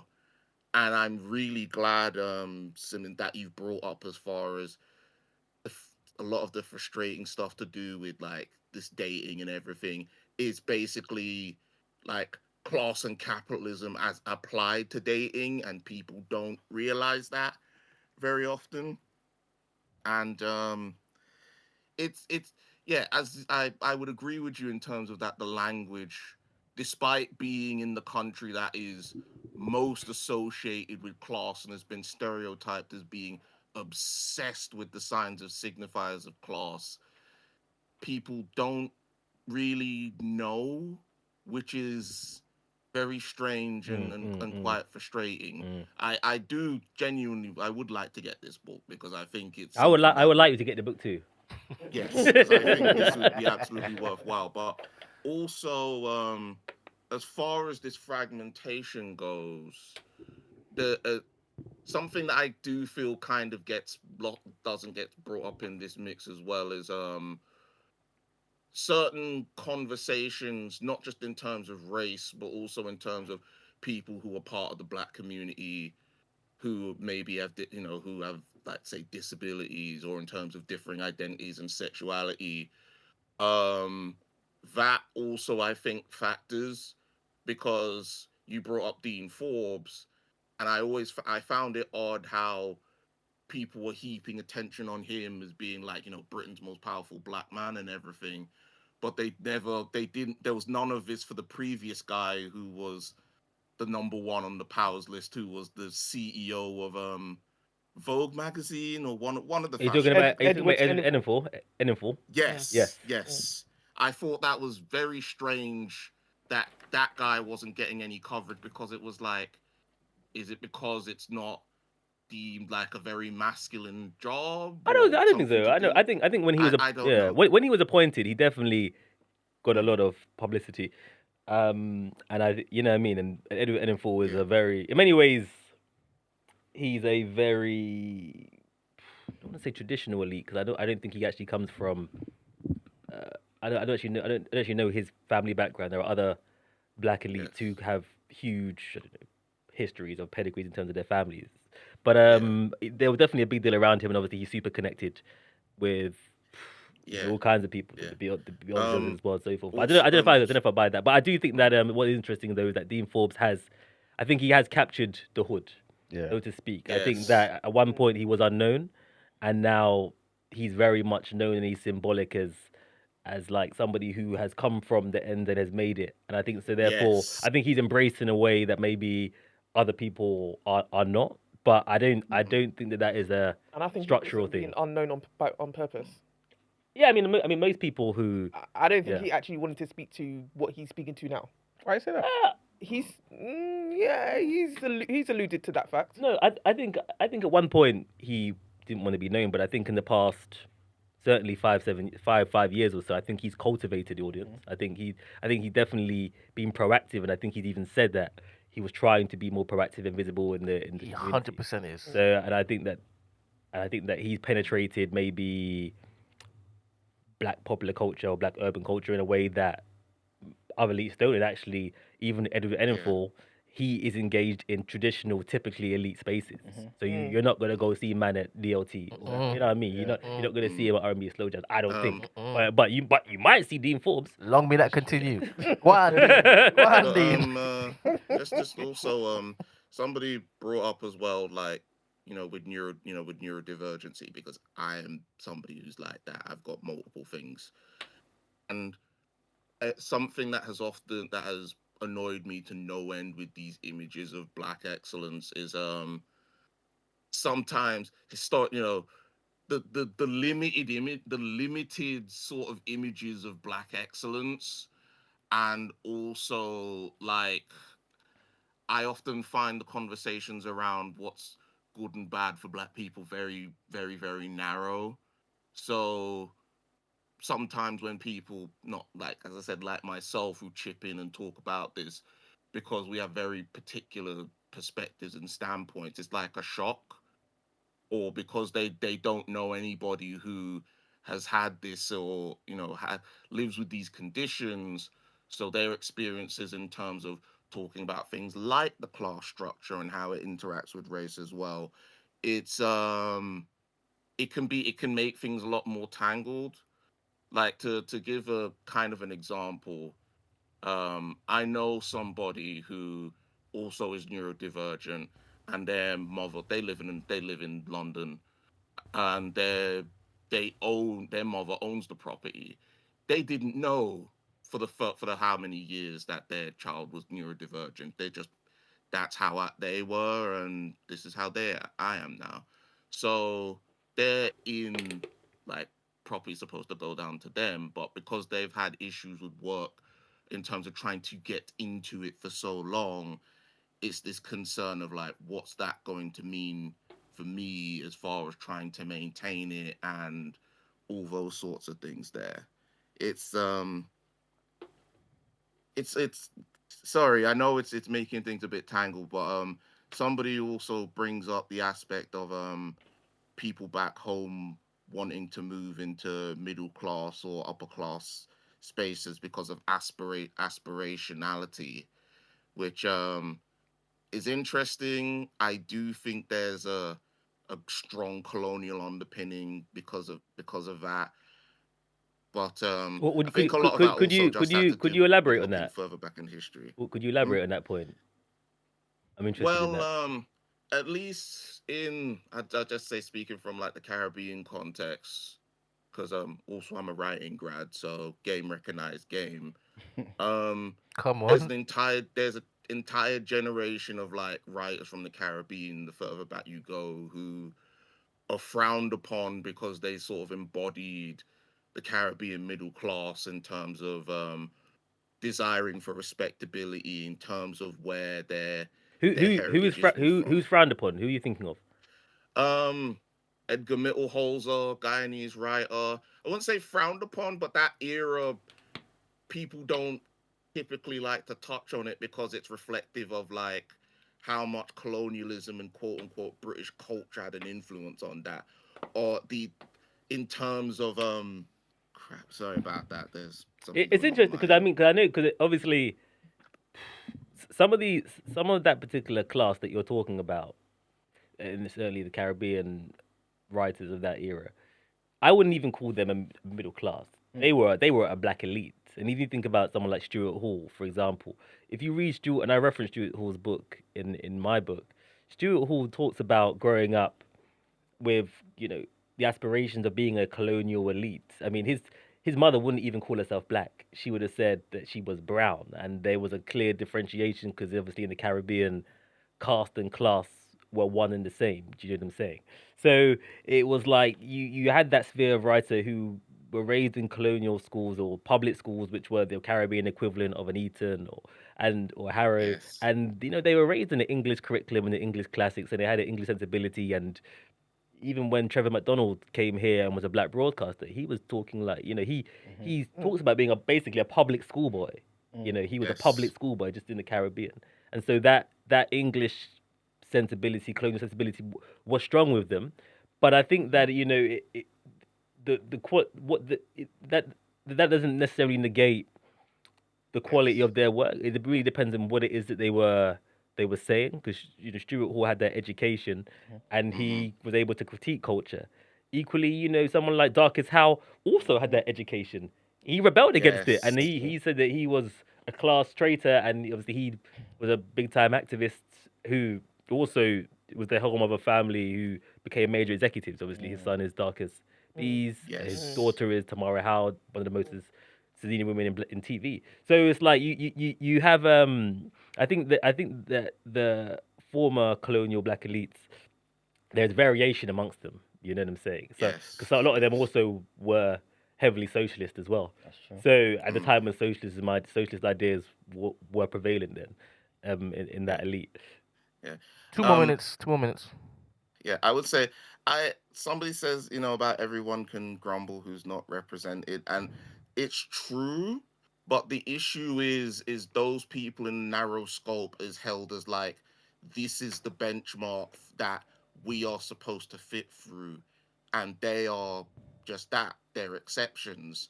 Some of us don't have the same skill sets as them, and something I also take issue with is how, in a certain sense, people who are really and truly mediocre can be held up as amazing examples of black progress. Who you thinking of? Who you thinking of? Yeah, say names. Kwasi Kwarteng and his mashup hairline. Oh my gosh. Because listen, my father is Ghanaian. I feel like I can say this, and somebody who was part of the elite, as you said, went to Eton and did all the things that he did, and his legacy, I feel like now is largely codified as that's the black man who crashed the pound and made our mortgages higher. And what is even more embarrassing is the only other Chancellor of the Exchequer who had a shorter tenure than him, died on the job. We also had to contend really and truly, as well, because I'm a North London man, with David Lammy, who David Lammy was the first Prime Minister alongside Starmer, but he has been very complicit as far as There's a lot of Lammy in my book, actually, so I think you'll enjoy. I will say this: I've never forgiven him for after the riots happened, where he did a write-up where he was blaming the protesters for what had happened, the rioters for what had happened, rather than say the police and things like that. So I guess also the convergence of interests is something that probably needs more addressing as well. So, but I'm probably, as usual, I'm probably talking far too long and far too much, but I really enjoyed this conversation. You are going to purchase the book when it comes out, right? Of course. The book is basically out. If you order it today, it'll come tomorrow. Come on. Get on it. Yeah, but big up K Price, because I think he was the first person in the Discord who basically posted your book and was like, look, this book is coming out and I'm getting this. Yes, I'm part of the I follow the UK Black Writers. I forget what they're fully called. Black Writers Guild. Yes, the Black Writers Guild. And as soon as I saw that pop up, I was just like, this pertains to what I'm interested in, so I definitely want to do this. But I think my last question is, and I think this relates to the stuff you talked about. Slip that in there.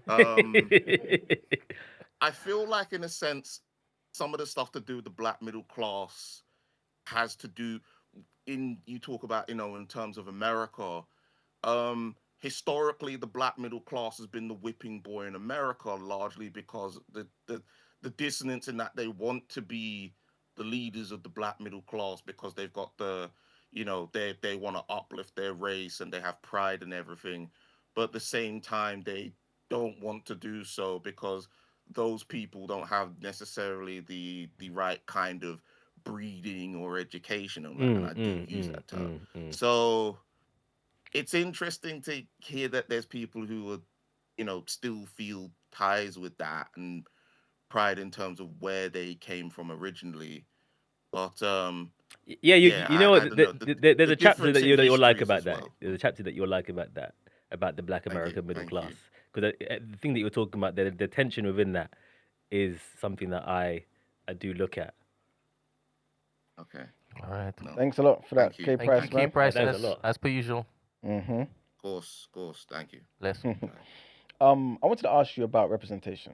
Yeah, because like everyone hears me say this on the show, economics is life, life is economics, right?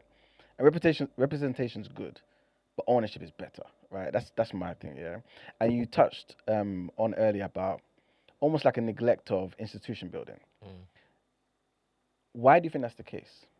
As we've started to progress into middle class and we have maybe excess resources, we have certain things, why do you feel like there's been a neglect on institution building? I think there's different things. So historically, the black activists who became the black professional class in this country largely leaned in two areas. One, they were reliant a lot on the Labour Party. So, for example, they were reliant on the Labour Party being in office, especially when it came to public grants and things of this nature. So that left them vulnerable to political cycles. So, for example, in my book, I look at the fact that when Boris Johnson replaced Ken Livingstone, there were reports that the spending on Black History Month programming fell by like 90%. And so a lot of the organizations who were reliant on that funding obviously they collapsed. Yeah. Yeah. You had you had an organization called the 1990 Trust, which was doing a lot of funding of black civic programs. They lasted 20 years. They were dissolved when that change took place as well.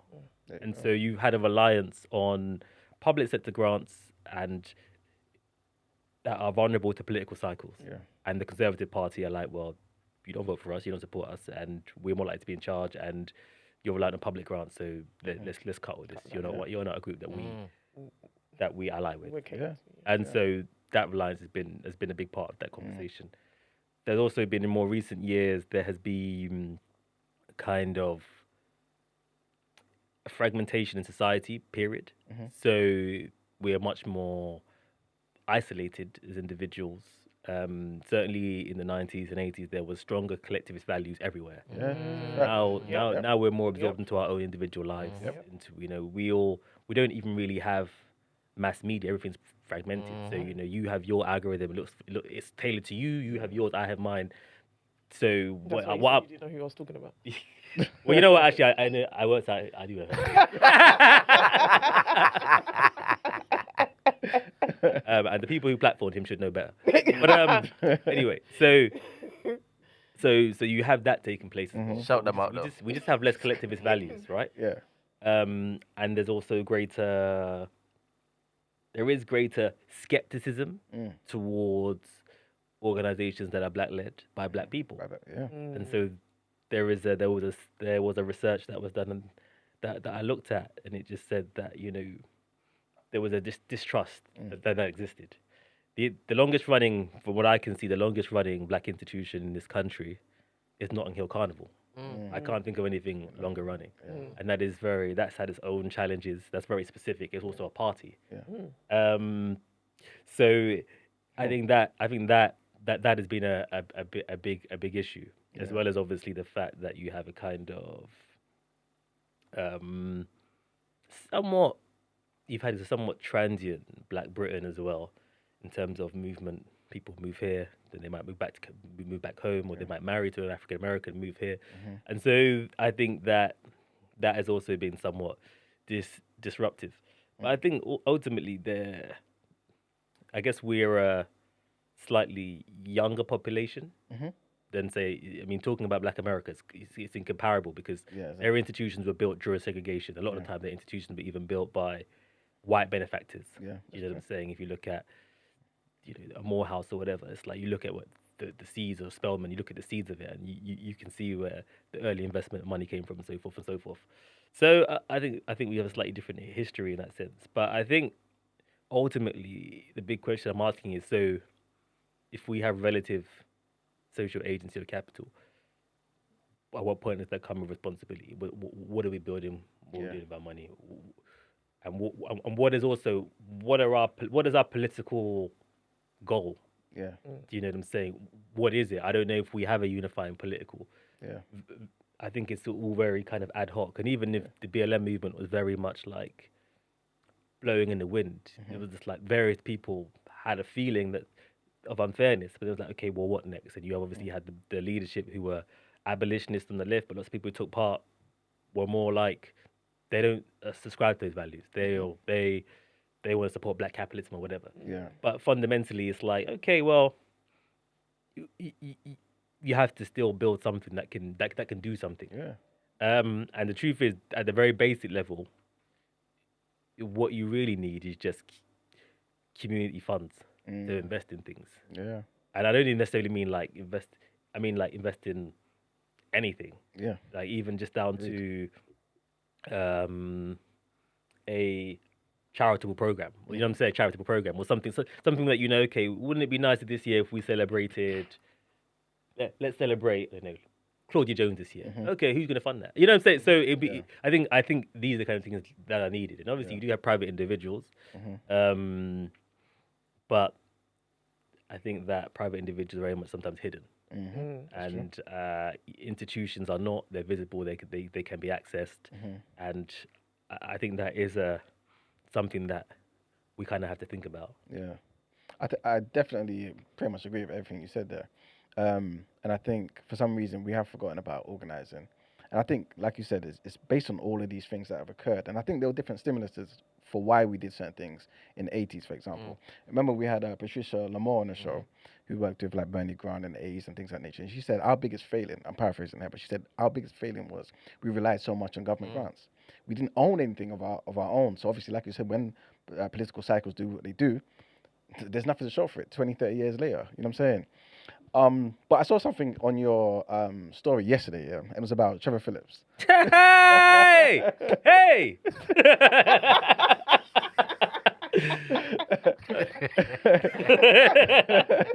And this is not to start anything, yeah, but just to, I believe that was like a little clip for the book, yeah. Yeah. So I'll read it out, right? And it says, Phillips has garnered a pariah status from many black peers for making hostile statements in the press against multiculturalism, black anti-racism campaigners, and Islam.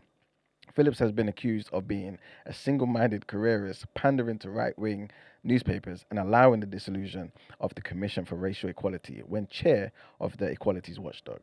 As one veteran activist puts it, never has one community lost so much for the sake of one man's career. I think that's powerful, firstly. But secondly, is it fair?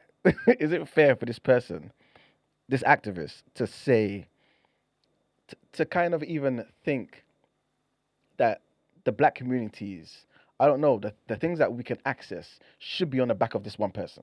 Is it fair for us to say, okay, yeah, we lost all of this because of you? Do you get what I'm saying? Is that an accurate assessment? I mean, it's hyperbole, isn't it? Yeah. I mean, it's well, it's hyperbole. Yeah, true. I think it was more about, I mean, Trevor Phillips has been one of the most significant black British figures in British history.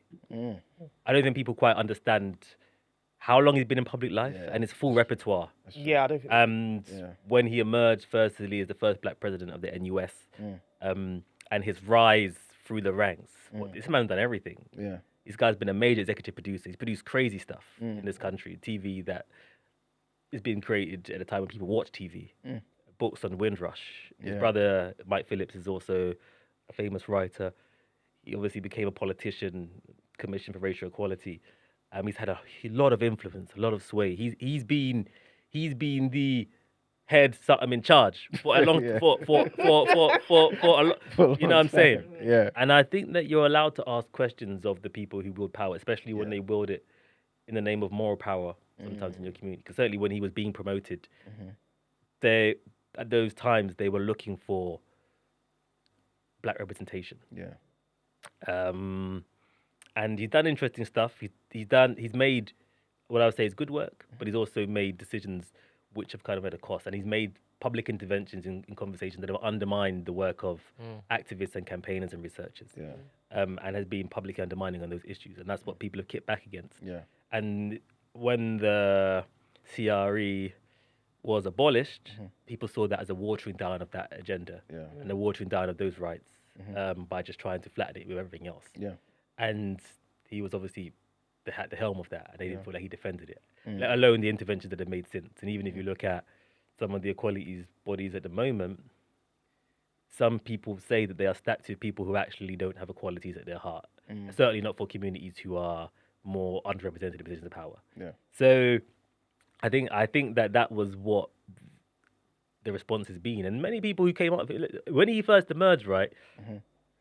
We weren't around when he first arrived on the scene. But when he first arrived, Black Britain was starved for representation in the public life. They were starved for educated representation. You know what I mean? The images that they had on just black criminality, and they've kind of returned to that now. But it's like when he emerged in the scene, they really thought he was like a black messiah. Like, this man's gonna take us to, he's gonna rate, and it was like, nah. Man's got to get his thing. You know what I mean? And so I think that was what the frustration was about. And so I've got a whole chapter in the black political class and the disconnects with the black political class, or a big part of it. Yeah. But also fundamentally, class is also part of that because of the class backgrounds that the majority of black Britons are from are very different to the class backgrounds from the majority of black politicians. Yeah. Or the black political class period. And so class interest is a bigger driver of what people want to do. And it's like, for example, if you're a renter and you're a homeowner, Yeah. your interests are different. Different. Yeah. Facts. You know what I'm saying? You want your house to go up in value, and you want that mortgage rate to that interest rate to come down. Yep. If you're a renter, you need house prices to collapse so that you can maybe buy, or you need there to be some kind of repercussion that leads to an ease of your rents. You know what I'm saying? So, class interest creates different interests, and I think that is important to recognize and why is that people do different things, let alone sensibility. Which sensibility obviously is your aesthetic taste, how you see the world, what you find beautiful, what you find sonically rhythmic, all sensibility as well. If there's a disconnect in sensibility, then that also drives different actions. And so I think there's been tensions there. So there's a lot of frustration with you know what I mean, Uncle T. T for Trevor. T for Trevor, by the way, as a senior man. Yeah. So I mean, I write about a lot of people with a level of critique. Yeah. People might find it in places gossipy but I think that we need these histories to come to life and pop.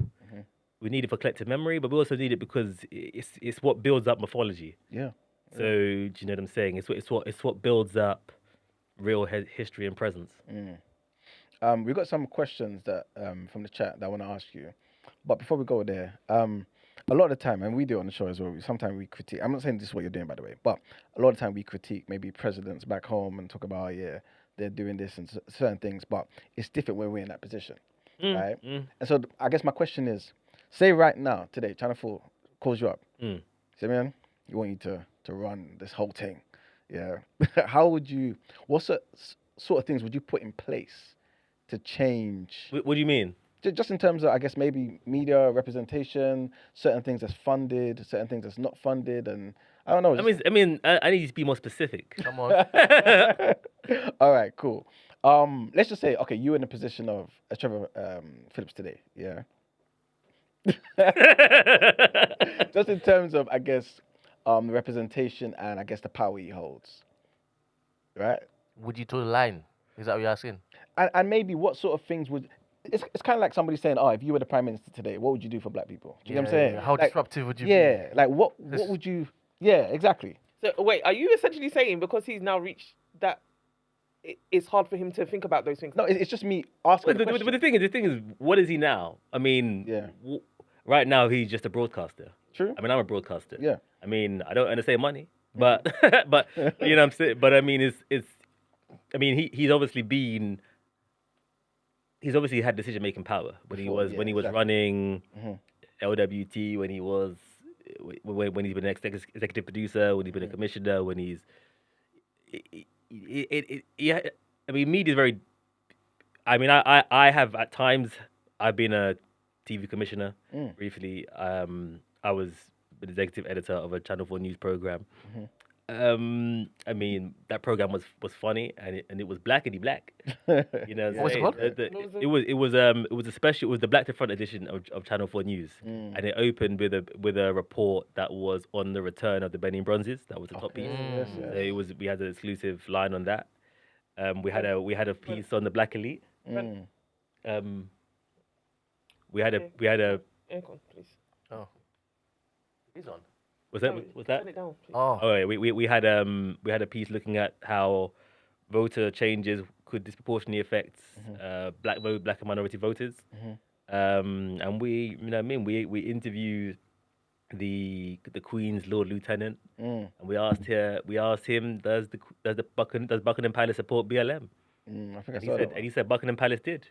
So we ran the line. I won't say what happened next. That's another day. But so yeah, I mean, I would say that there is exactly as a black editorial perspective, and that's the show that came out. And, and I think that show was quite radical. Did you have any hands in, you know, that period where they was was it for Black History? I don't know, and it was like a whole takeover. That's the front, yeah. Oh, okay. So I was the executive editor in chief of Channel 4 News for that. Okay. For that. Because you know they did like a Black to Friday. breakfast and then it's 5 years in September. Oh, 5 years. 5 years. Yeah, 5 years. Crazy, isn't it? And that show that I was in charge of was nominated for a BAFTA. Come on. Wow. Well, that's pretty much what I'm talking about. You know what I'm saying? Like, being in those positions, how can we do certain things to kind of benefit, you know what I'm saying, us? And, How comes you we haven't been able to get something like that again. I don't know if we want that back again. I'll be real. Mm. I mean, I don't know if we want that back again. Talk It was to it us. was it was fun. It was fun to be part of. But what we don't want is just like a tokenistic day. I mean, it was fun. It was fun to do at that moment in time. Yeah. But we want more meaningful change and penetration, and also, in truth, we want success for the independent sector. Yeah. That's probably more so what we need. And in this era, the mainstream is disappearing. That's true. So the question really now is, how can we fund the media that we want to do, and then how can we get audiences to the media we want to create, especially where it generally is pushing the envelope and is not just like Come to the all quality reaction. Come on. Come to the new black. Come on. You know Come what to I'm the new saying? black. All right. I guess my last question is, what do you want people to take away from the book? What do I want people to take away? I mean, I want people to read it because it's fundamentally a book about us. I think there are things in there that people will really find clarifying. The chapter on Black love, I think people will find that clarifying. I think it will give people insights into worlds that they're slightly removed from, like the history of the black media class and the political class, black political class, how it really works, what they really think, how they move. And I think it should also give people an awareness of how to think about the relative agency that they do have, and therefore what it is that we are building as a collective. That's what the book is really about. And it's not to say, yo, we've made it, because actually what the book is really saying is we haven't made it. And actually we are late to the party, and they've eaten all the food and drunk all the wine. And now what? Yeah. So that's what the book is about. And, you know, I mean, I think it's a double-edged sword, because at the same time as us being ultimately an educated group in this country, because we're more likely to go to university than even white Britons and things of this nature, there is a deficit in some places, but we also do have probably the largest and most significant concentration of cultural and social and economic capital of black people anywhere in Europe. And even though there's more black people in France per se, they be oppressing them people. Oh, fact. Oh, heavy. I'm telling you. So Yeah.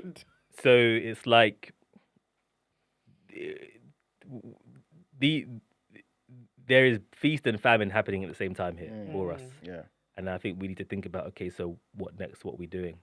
True indeed. And yeah, man, that's it. The good, the black, and the bougie. Come on. Come through, definitely man. have to get- People Yeah, man. support that, man. Read it. Definitely give me food for thought. Come on. And it's an About the black audiobook. love. Yeah, exactly. I was just about to say It's that. on Oh, audiobook. on Audible as well, Come innit? on. Yeah. You know what? It's even on Spotify. Come Come on. on. What? So if Come you- on. so if Are you you- if you have a Spotify, you the- can listen to it. Come on. Or are you? I read it. Yeah, Okay. yeah. Come I on. read it. I Come on, read it. come on. Sick. But I do think that some things you have to also have as well. You know what I'm saying? Oh, it's a fact. Reference point, you Oh, know what I'm saying? 100%. You know what I mean? So have the physical, but if you're like, you know what I mean, if you're a Spotify person, then there's no excuse. Come on, man.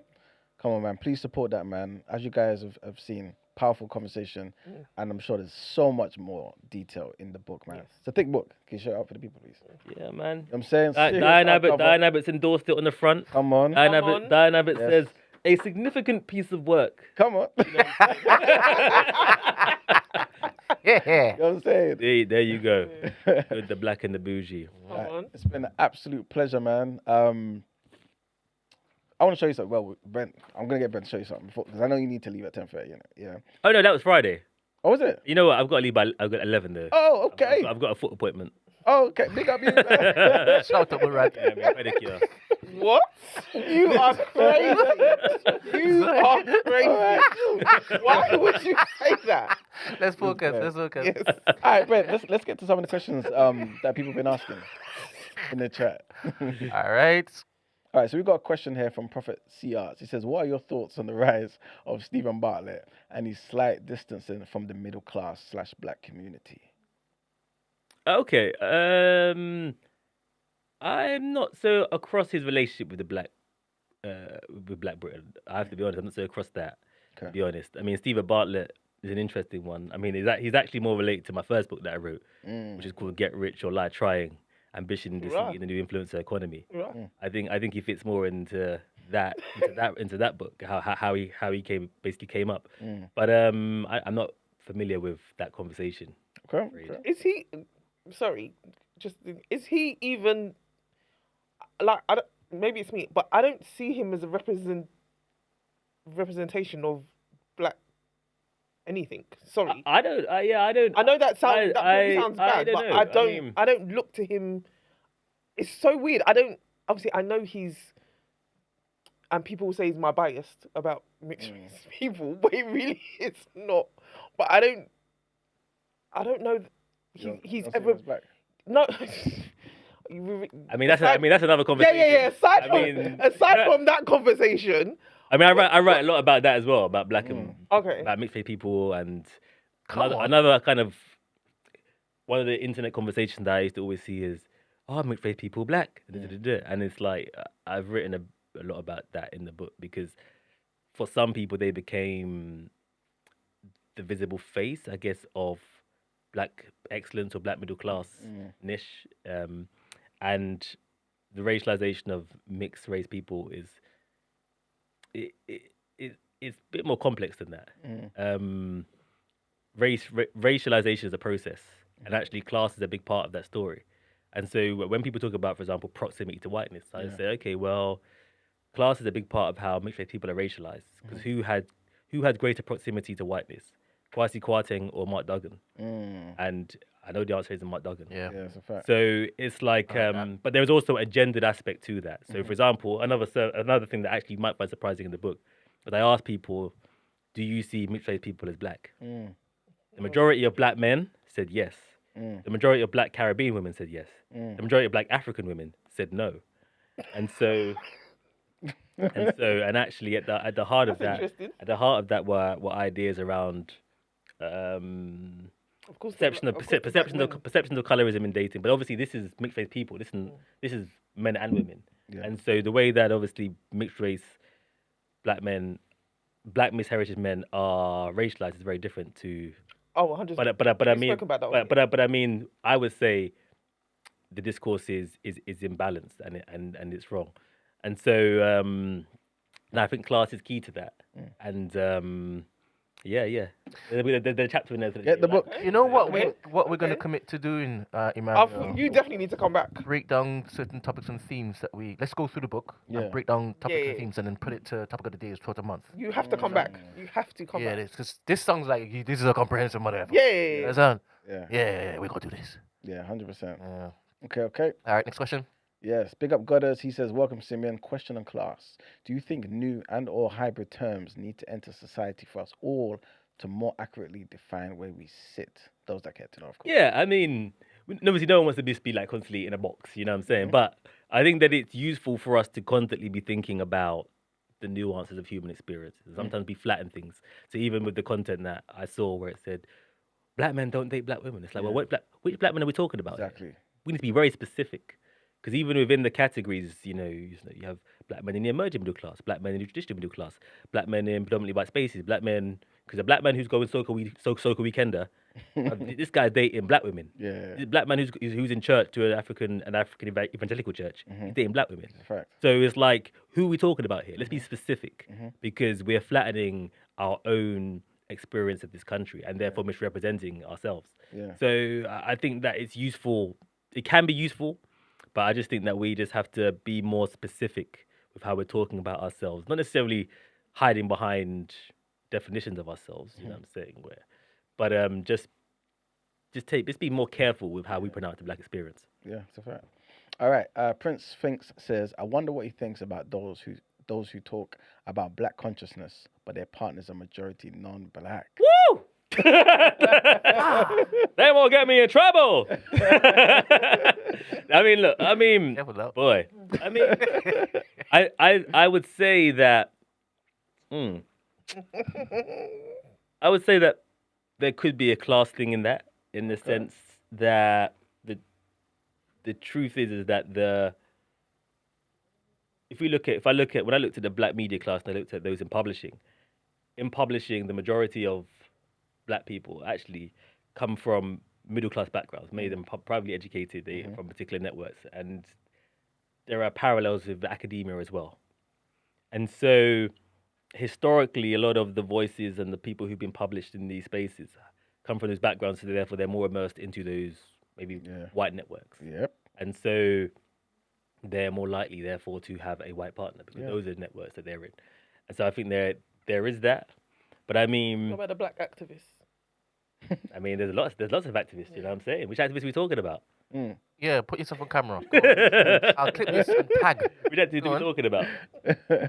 I'm just saying. Shifty, big shifty. How am I being? No, I'm saying I feel like black activists also fall in that category. Yeah. With that question, I'm saying. And you're basically saying, they don't have the excuse of being in white spaces since they're black activists. I mean, there's lots of black activists who are in those spaces. That is true. You know what I'm saying? Especially if you think about the black left or the left period has historically been a space that has been significantly or predominantly white. Those are their networks. But also fundamentally, this is the truth. People in the middle classes and upper middle classes primarily date along the lines of class and not race. And so when I looked at, for example, the book Slay in Your Lane, which is a great representation of the sensibility of the kind of emerging black middle class or the female black bourgeoisie, the women who had been interviewed who were successful and I guess would be black excellence, nearly all of them had white partners. Unsurprising. And the truth is that people date primarily along the lines of class before race. And so we know that. Is that a good thing or a bad thing? It's normative. I would say the question is, what are the implications? I'd say is the question. What are the and the implications largely are that what we have seen certainly for maybe middle class Caribbean families or Caribbean families who've acquired things early on, a lot of those families, the wealth has passed into white hands now, generations, if it passed on at all.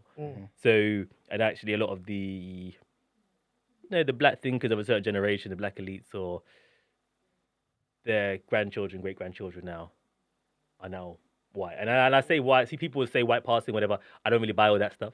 I think I don't really buy all that. I think that it's like you can be, your ethnicity and your race can be different.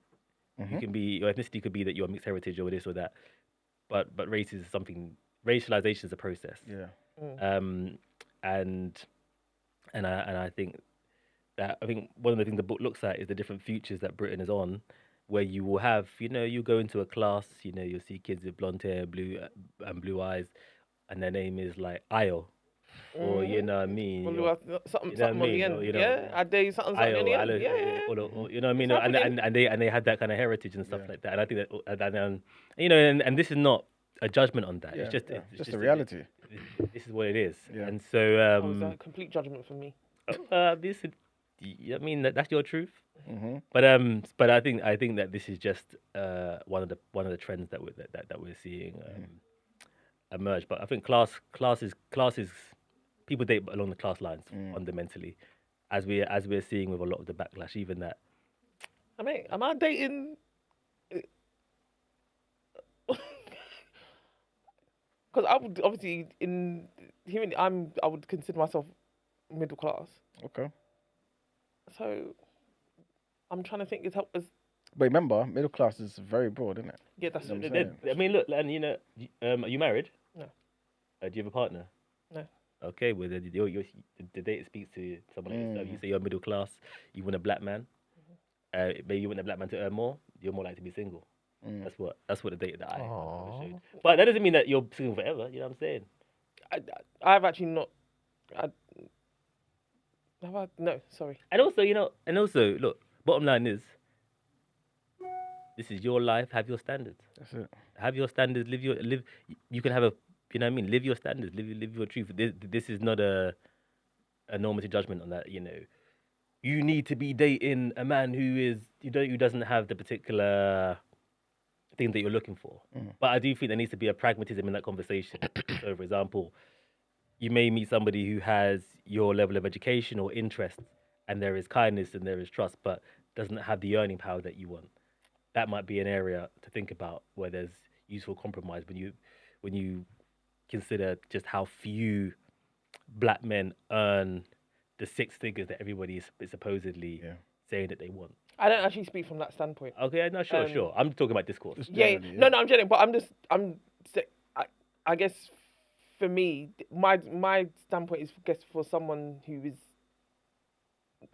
more so thinking about black people and put that first. I hear it. Yeah. So if you're not even speaking that, then the whole salary talk don't even matter to me. No, I hear it. No, I 100% understand that. Any more questions in the chat? Last one. Okay, big up Maggie. She says, was there a question about black people who were seeking marriage? In your research? Yeah. I asked people. I asked people, do you want to be married?